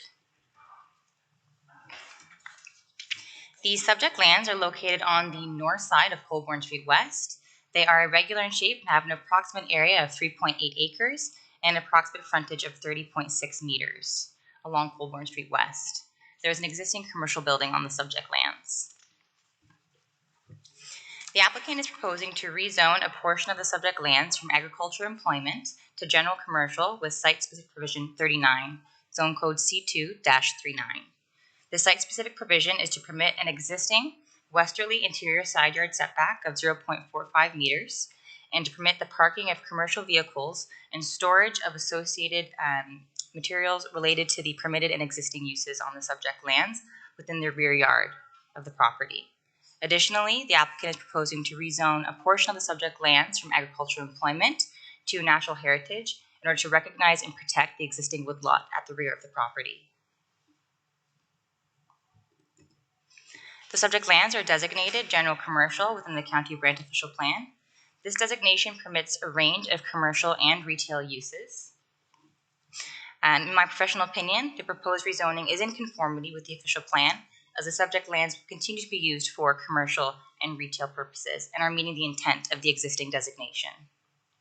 I'd like to note there is an error on the slide. The current zoning is agricultural employment, not agricultural and natural heritage, and proposed zoning is general commercial with site-specific provision 39 and natural heritage. With the exception of the existing westerly interior side yard setback, the subject lands and existing building are meeting all development standards for the proposed C2 zone, and in my opinion, thereby meeting the intent of the County of Brant zoning bylaw. At the time of writing the report, I did not receive any public comments. However, once the report was finalized, I did receive a comment from a neighboring resident, and their concerns are related to proximity of vehicles parking to the top of slope at the rear of the property, drainage, and view of the trailers and materials and noise associated with the existing uses. I have since spoken with the property owner's agent, and they're certainly open to parking the vehicles farther away from the top of the slope. And if any further development is proposed, they would be required to go through site plan control. In my professional opinion, the rezoning is consistent with the provincial policy statement, in conformity with the growth plan for their Greater Golden Horseshoe, conforms to the County of Brant official plan, and meeting the intent of the County of Brant zoning bylaw. I am therefore recommending approval of the rezoning application. Thank you, and happy to answer any questions. Committee members, questions of clarification? Seeing none, is the applicant here to present on the screen? Good evening again, Ruchika English, representing the landowner. The purpose of this application is simply to change the agricultural employment zoning to a general commercial zone category. It is to help just for smooth functionality in terms of financials.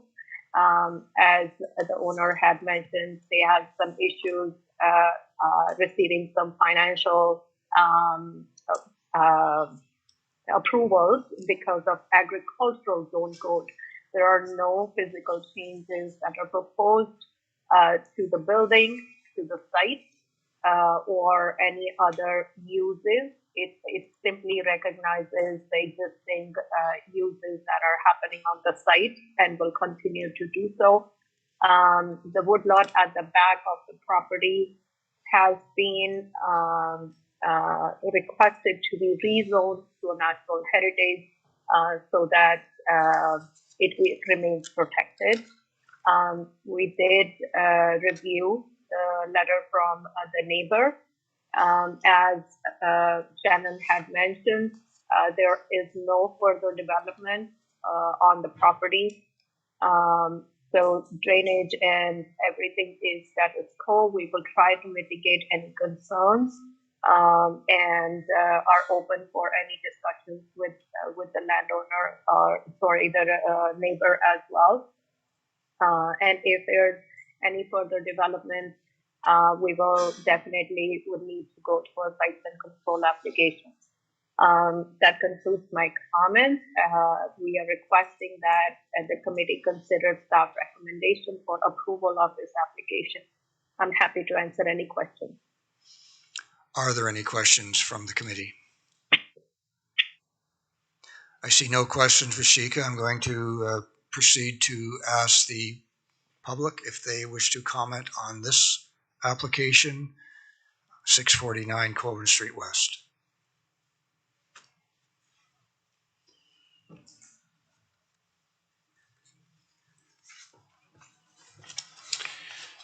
Good evening. My name is Steve Sauce. I reside at 178 Oak Hill Drive.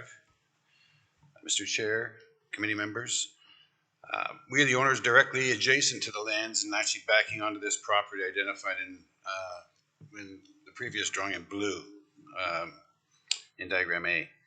Approximately 4 years or so, the existing owner had clear cut the existing trees and berm that was there, pushed that material into the ravine and extended the property into the back portion abutting our lands. I was told by the county's forest and tree people that this should never have happened, that the county were going to be taking actions against this. If you actually go to the original drawing proposed by the applicant, I don't know if you can bring that up. Is that possible? I'm not sure that we can. Okay, but if you look on your I guess proposal, you'll see in the jog where it goes red, where the adjacent property of trees is actually cut out and removed on the picture portion of the I guess the proposal, and you'll see where it cuts where to the other adjacent side. The actual color picture from above from anyways, is a picture that I was wondering if you could see. But where the jog is, you'll see where the actual trees and berm had been removed and pushed into the bank. The problem is the safety of the bank edge and slope. Their water is not draining onto their own property. It is actually going over the slope. No slope or engineering has been done on this extended lot. No slope or edge or proper distancing is actually at the edge of the bank. And if I actually submitted a number of pictures, is that possible to bring up? I didn't know. Okay. Committee members have that, I believe, in their packages. Okay. If you look to the package that I submitted with my letters, you'll see the erosion pictures of there's 3 or 4, the view of the trailers hanging over the edge, and the storage and sounds of the equipment that is being moved at all hours of the day and night, and the material that's being stored or transferred on site, as well as in the winter when the snow is pushed over the edge, causing additional problems with the snow and the salt that's been applied. Water's coming over the edge of the property, flowing down, and it's washing and killing a number of the trees. This has never happened previously, as there was a large berm covered with growth of trees and vegetation that did not allow this.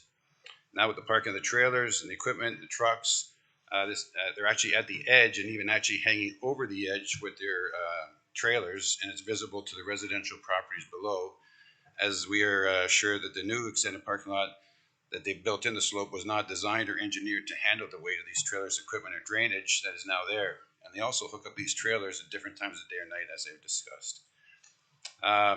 Regarding the pictures I've attached, we were asking that a specified distance from the edge of slope be restricted from any vehicles, trailers, and or storage from both the safety and visibility from residential properties below. That be required, and also that a berm or a fence be installed at a deemed setback from the slope in question, and that the slope stability be dealt with. Also that if they could please regrade their property and put in proper drainage, catch basins, or storage of the water to ensure that the water does not just flow over the bank, causing water down that we have to deal with actually on my property. Thank you very much for your time, and I appreciate this. And thank you for your input. I don't believe there's any other members of the public wish to comment on this application.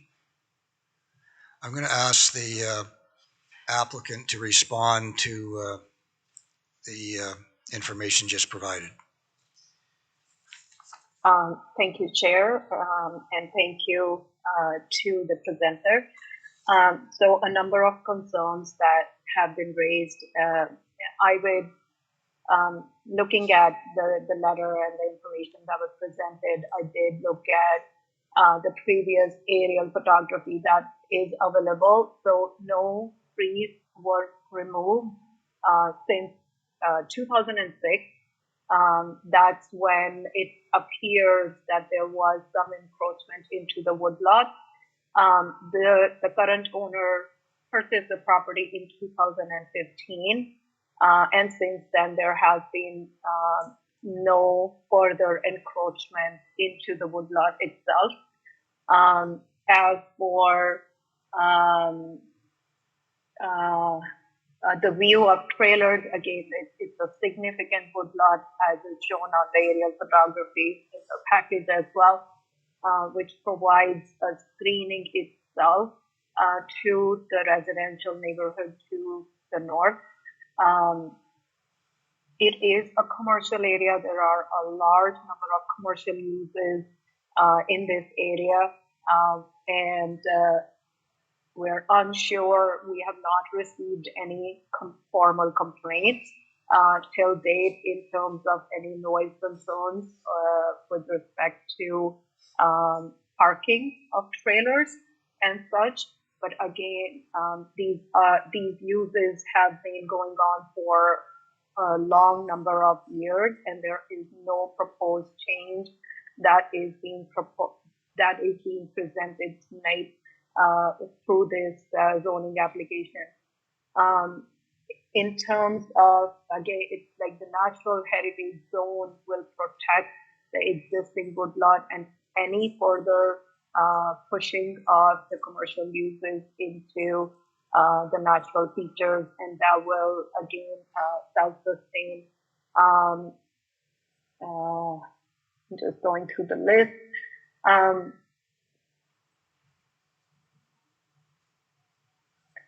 I believe I have covered everything, and if committee or any other members have any further questions with respect to this, I'm happy to answer.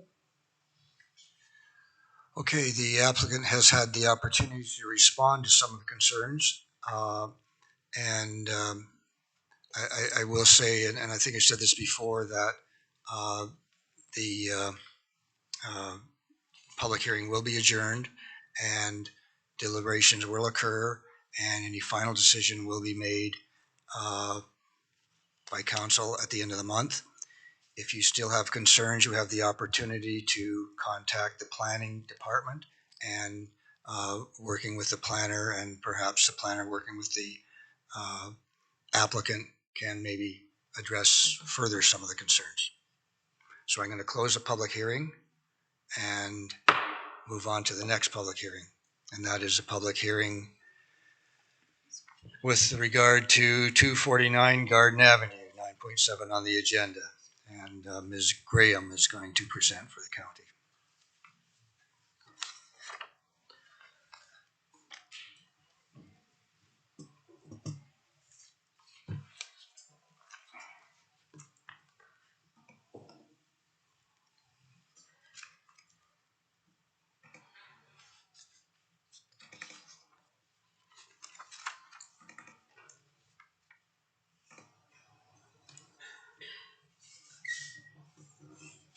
Thank you. I'll be presenting temporary zoning bylaw amendment application ZBA 22LG for 249 Garden Ave. Staff are recommending approval of this application.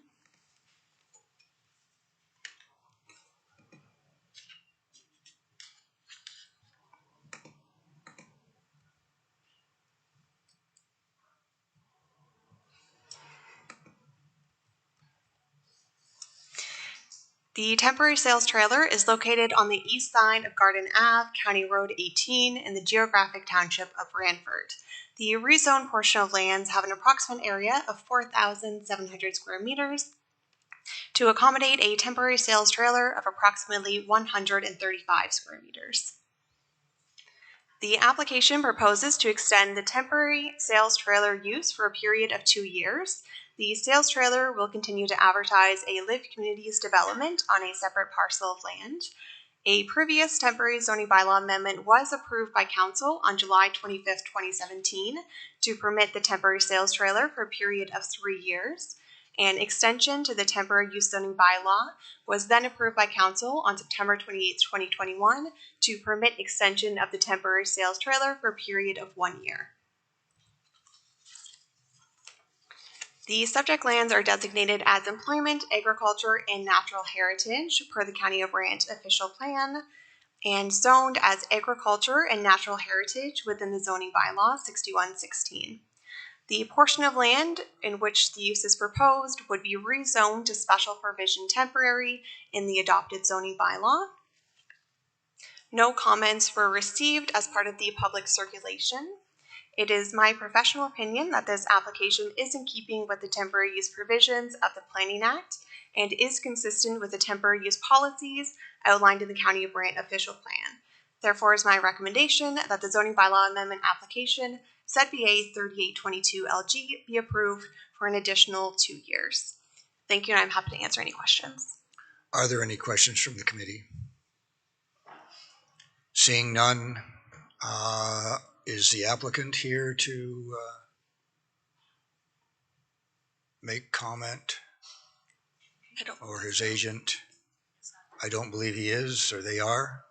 So we will proceed in his absence and go right to the members of the public. Anyone here wish to comment on this proposal?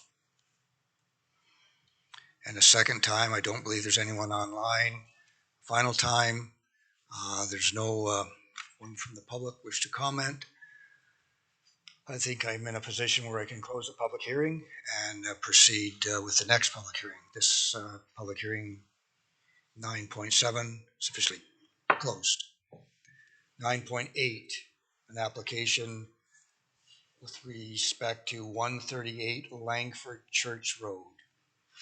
And Ms. LaBelle is going to present this one as well to the committee.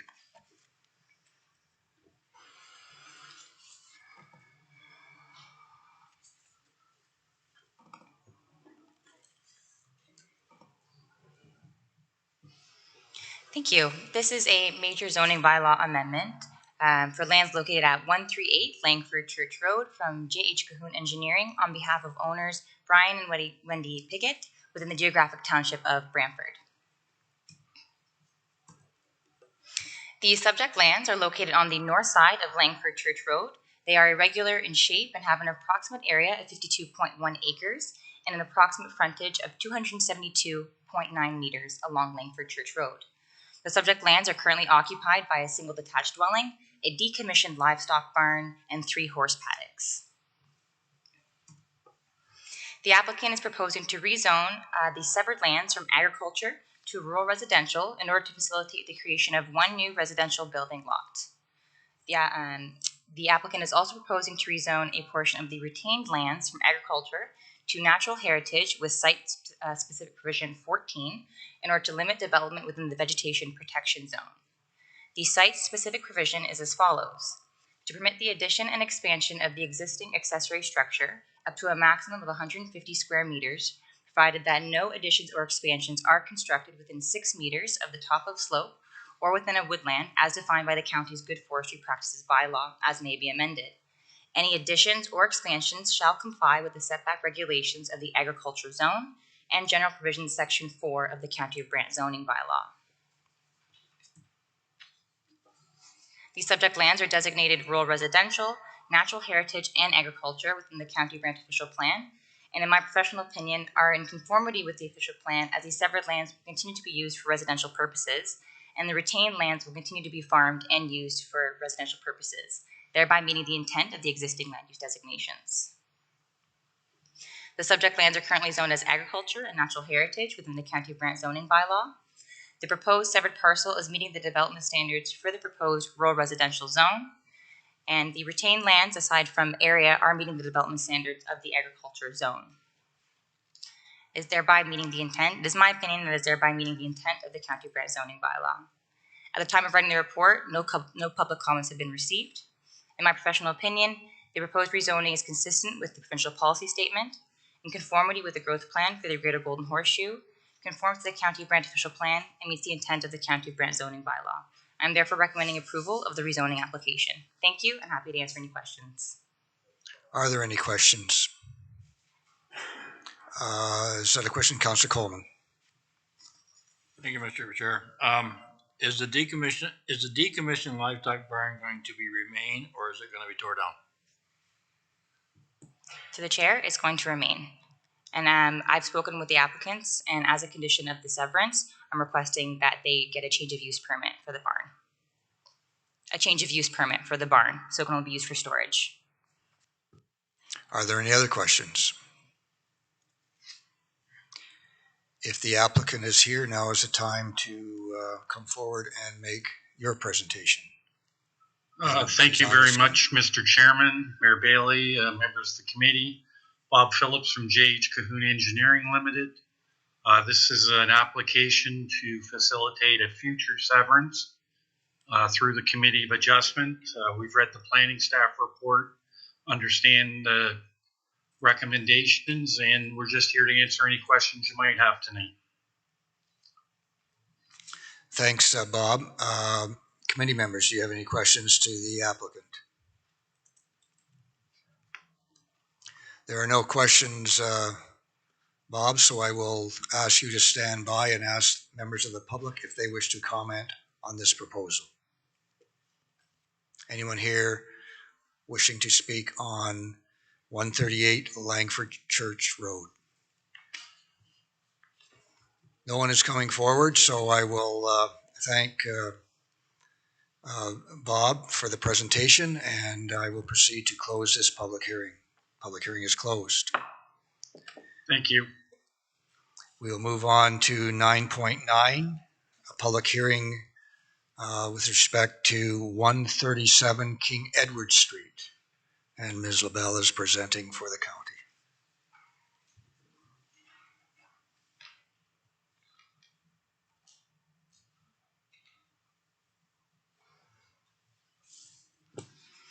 Thank you. This is a major zoning bylaw amendment for lands located at 137 King Edward Street from the Anglish Group on behalf of the owner Daniel Bellhouse within the geographic township of Paris.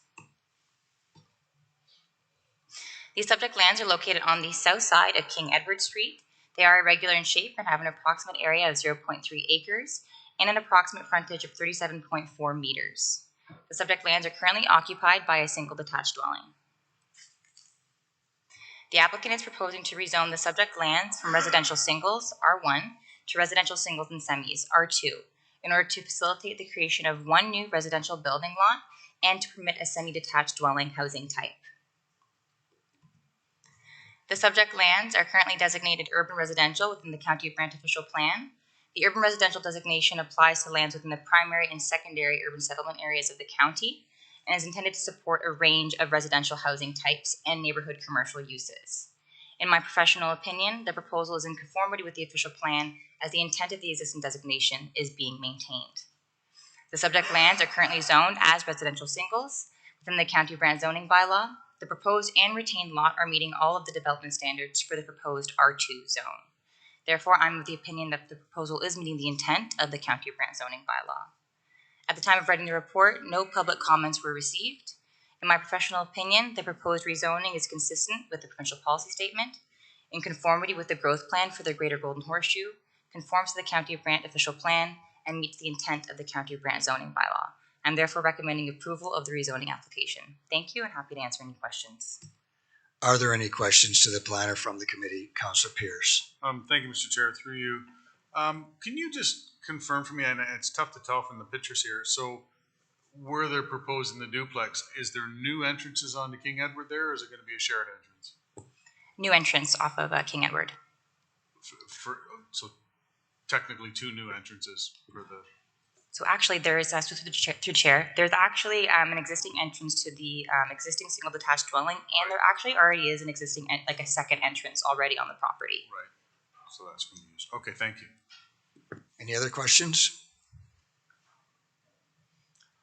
Seeing none, I thank you, and we will ask the applicant if they have any input at this time. Thank you, Chair. I do not have any additional comments with respect to the proposal. We are requesting, we have read the staff report and are in support of staff recommendation, and we are requesting committee and ultimately council to approve the application, which will allow infilling in a designated area. Happy to answer any questions. Are there any questions to the applicant? And I see none, and it gives me the opportunity to thank Rashika for the presentation. And now I will ask the public if they have any comment with regard to application 9.9 on the agenda, 137 King Edward Street. I should have noted that Councillor Garneau has declared a conflict and removed herself from the table. Anyone wish to make comment on this application? I see none. So Rashika, you do not have to come back to answer any questions that weren't asked. Thank you. And that allows me to close that public hearing. And that concludes the public hearings that were scheduled for this evening. Public meetings that were the second public hearings, and public hearings to receive recommendations from our planning staff. Now we will proceed to deliberate upon the applications with the staff recommendation in hand. And the way I'm going to do this is to go back to 9.1 and come through them sequentially. And hopefully we can make a recommendation to council with regard to what should be done with these applications. So let's go back to 9.1. Just let me get it on my agenda here and ask how the committee wishes to deal with 9.1, and that's 19 Spruce Street. Councillor Miller has had his hand up. I will move that recommendation. And Councillor Pierce has seconded the recommendation. Any discussion? And the recommendation is that we concur with the staff recommendation and move it on to council. All those in favor? Opposed? That motion is carried, and that recommendation will go to council recommending for approval. 9.2 Airport Road, 22 Airport Road. How does the committee wish to deal with that? Councillor Coleman. We'll move the recommendation, Mr. Chair. Do I have a seconder? Councillor Oakley. Any discussion on that recommendation? 22 Airport Road. All those in favor?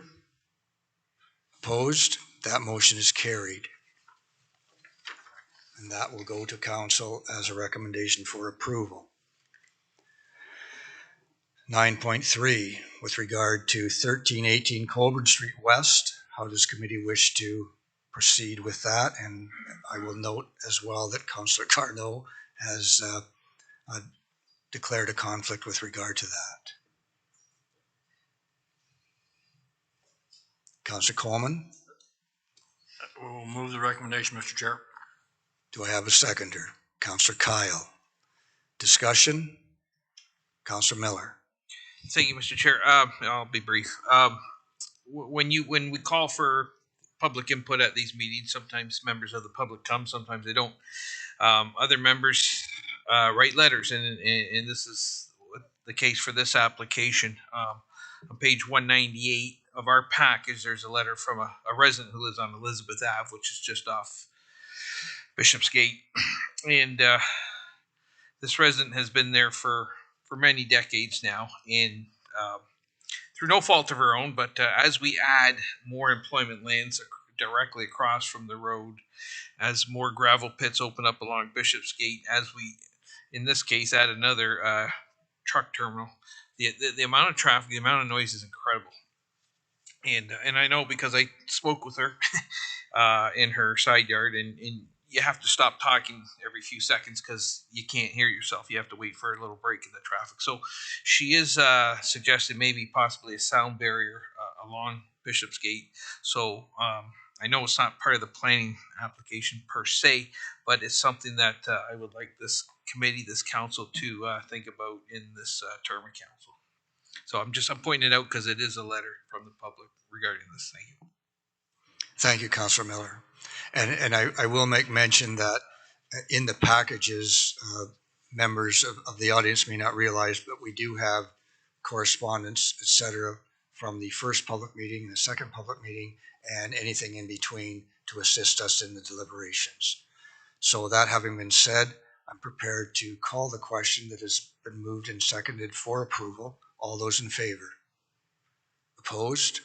That motion is carried, and that will go to council as a recommendation for approval. 9.5 and 9.4. And that's with regard to 84 Old Onondaga Road. How does committee wish to deal with that? Councillor Miller. Do I have a seconder? Councillor Coleman. Any discussion? I'll call the question. All those in favor?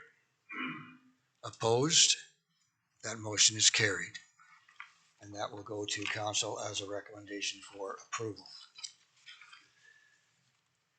Recommendation or application 9.5, 31 Willow Street. How does the committee wish to deal with that? Councillor Howes. Move to approve. Do I have a seconder? Councillor Oakley. Any comments? Discussion? All those in favor? That motion's carried with no opposition. Recommendation 9.6, or application 9.6, 649 Colburn Street West. How does committee wish to deal with that? Councillor Miller. I'll move it to get it on the floor, Mr. Chair.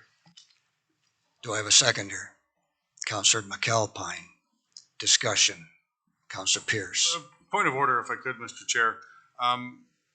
The last one for Willow Street there, we just kind of went bang, bang. So can we just kind of just slow it down a little bit? Because I had a couple comments, but it's too late now that it's been approved already. So can we just ensure that? I didn't see your hand up. I'm sorry if I missed it. That's fine. It's okay. Application 9.6 has been moved and seconded. Discussion on 9.6. Councillor Miller. Mr. Chair, I'm not sure how we deal with this. There's been some concerns obviously raised this evening that make me not comfortable with everything in there. So I'm not sure how to address that. What's that?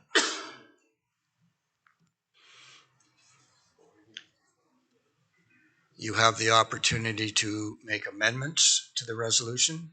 You You have the opportunity to discuss it at council. This is just a recommendation to council, and you have the opportunity to vote against the application or for it.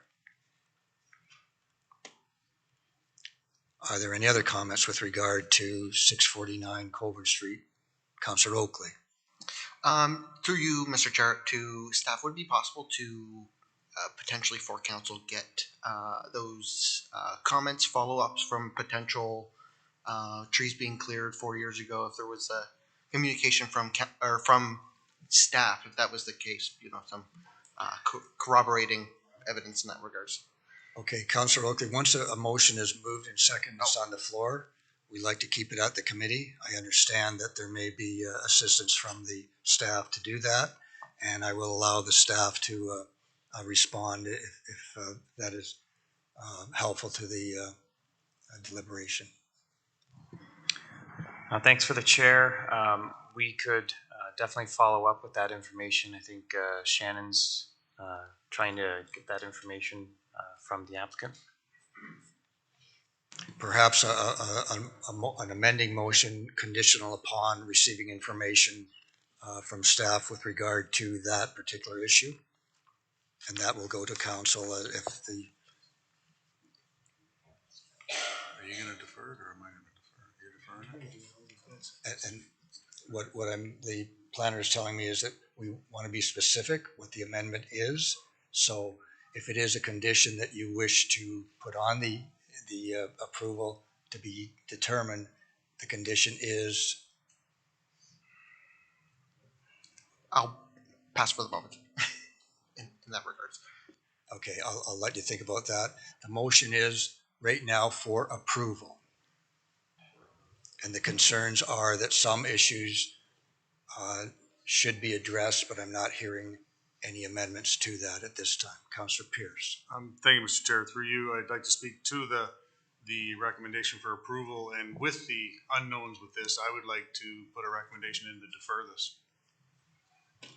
Once this goes, or if it is voted down, I will put a recommendation in to defer it because there's too many unknowns with this. Okay, to table the recommendation is what you're asking to do, and to do that, it would have to come back to the next planning committee meeting.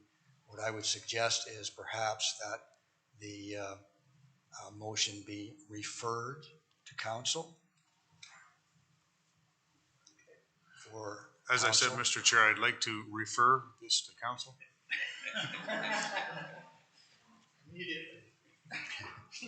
Okay, this is how it works. The motion has been moved and seconded. We have a motion to refer the matter to council for decision. Thank you. Do I have a seconder for that referral motion? The mayor. If the referral motion passes, this application will go to council and be decided at council as a matter of being referred to it. We clear? For the purpose of clarification with regard to issues yes, that have been brought forth by the public. All those in favor? Motion's carried. Just to review, the motion or this application, which has been moved and seconded, has been referred to council without a decision being made. It will come up at council as a recommendation that has not been decided upon. Council will, or staff will endeavor to provide the information to allow council to have the information at hand so they can put the resolution on the table to be approved. Yep. Thank you. Item 9.7, 249 Garden Avenue. How does committee wish to deal with that? Mayor Bailey? Recommend to approve. Second by Councillor Coleman. Are there any questions? All those in favor? Opposed? That motion carries. Item 9.8, 138 Langford Church Road. How does the committee wish to deal with that?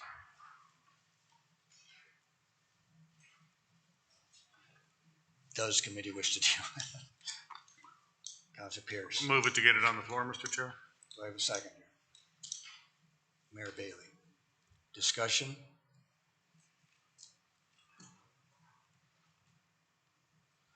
The motion is recommending approval. No discussion, I'll call the question. All those in favor? Opposed? The motion is carried. It will go to council as a recommendation for approval. And finally, Councilor Garneau will declare the interest. 9.9, 137 King Edward Street. How does the committee wish to deal with that? Councilor Bell? Move to approve. Seconded by Councilor Oakley. Is there any discussion? All those in favor? Opposed? That motion is carried. The recommendations 1 through 9, with the exception of 9 point whatever it was, have been recommended for approval and will appear at the council agenda December 20th as recommendations from the planning committee for approval. The exception is, I think it was 649 Colburn Street West. That has been referred to council with no decision, and council will have to deal with it at that time. And hopefully staff can provide the information that was lacking so we can deal with it at that time. I can't read that clock. Does that say 10 minutes to 10? 9:53. Okay. Then I'll move to the next part of the agenda, and that's consent items, which there are none. Staff items, which there are none. Communications, which there are none. And other business, which there is none.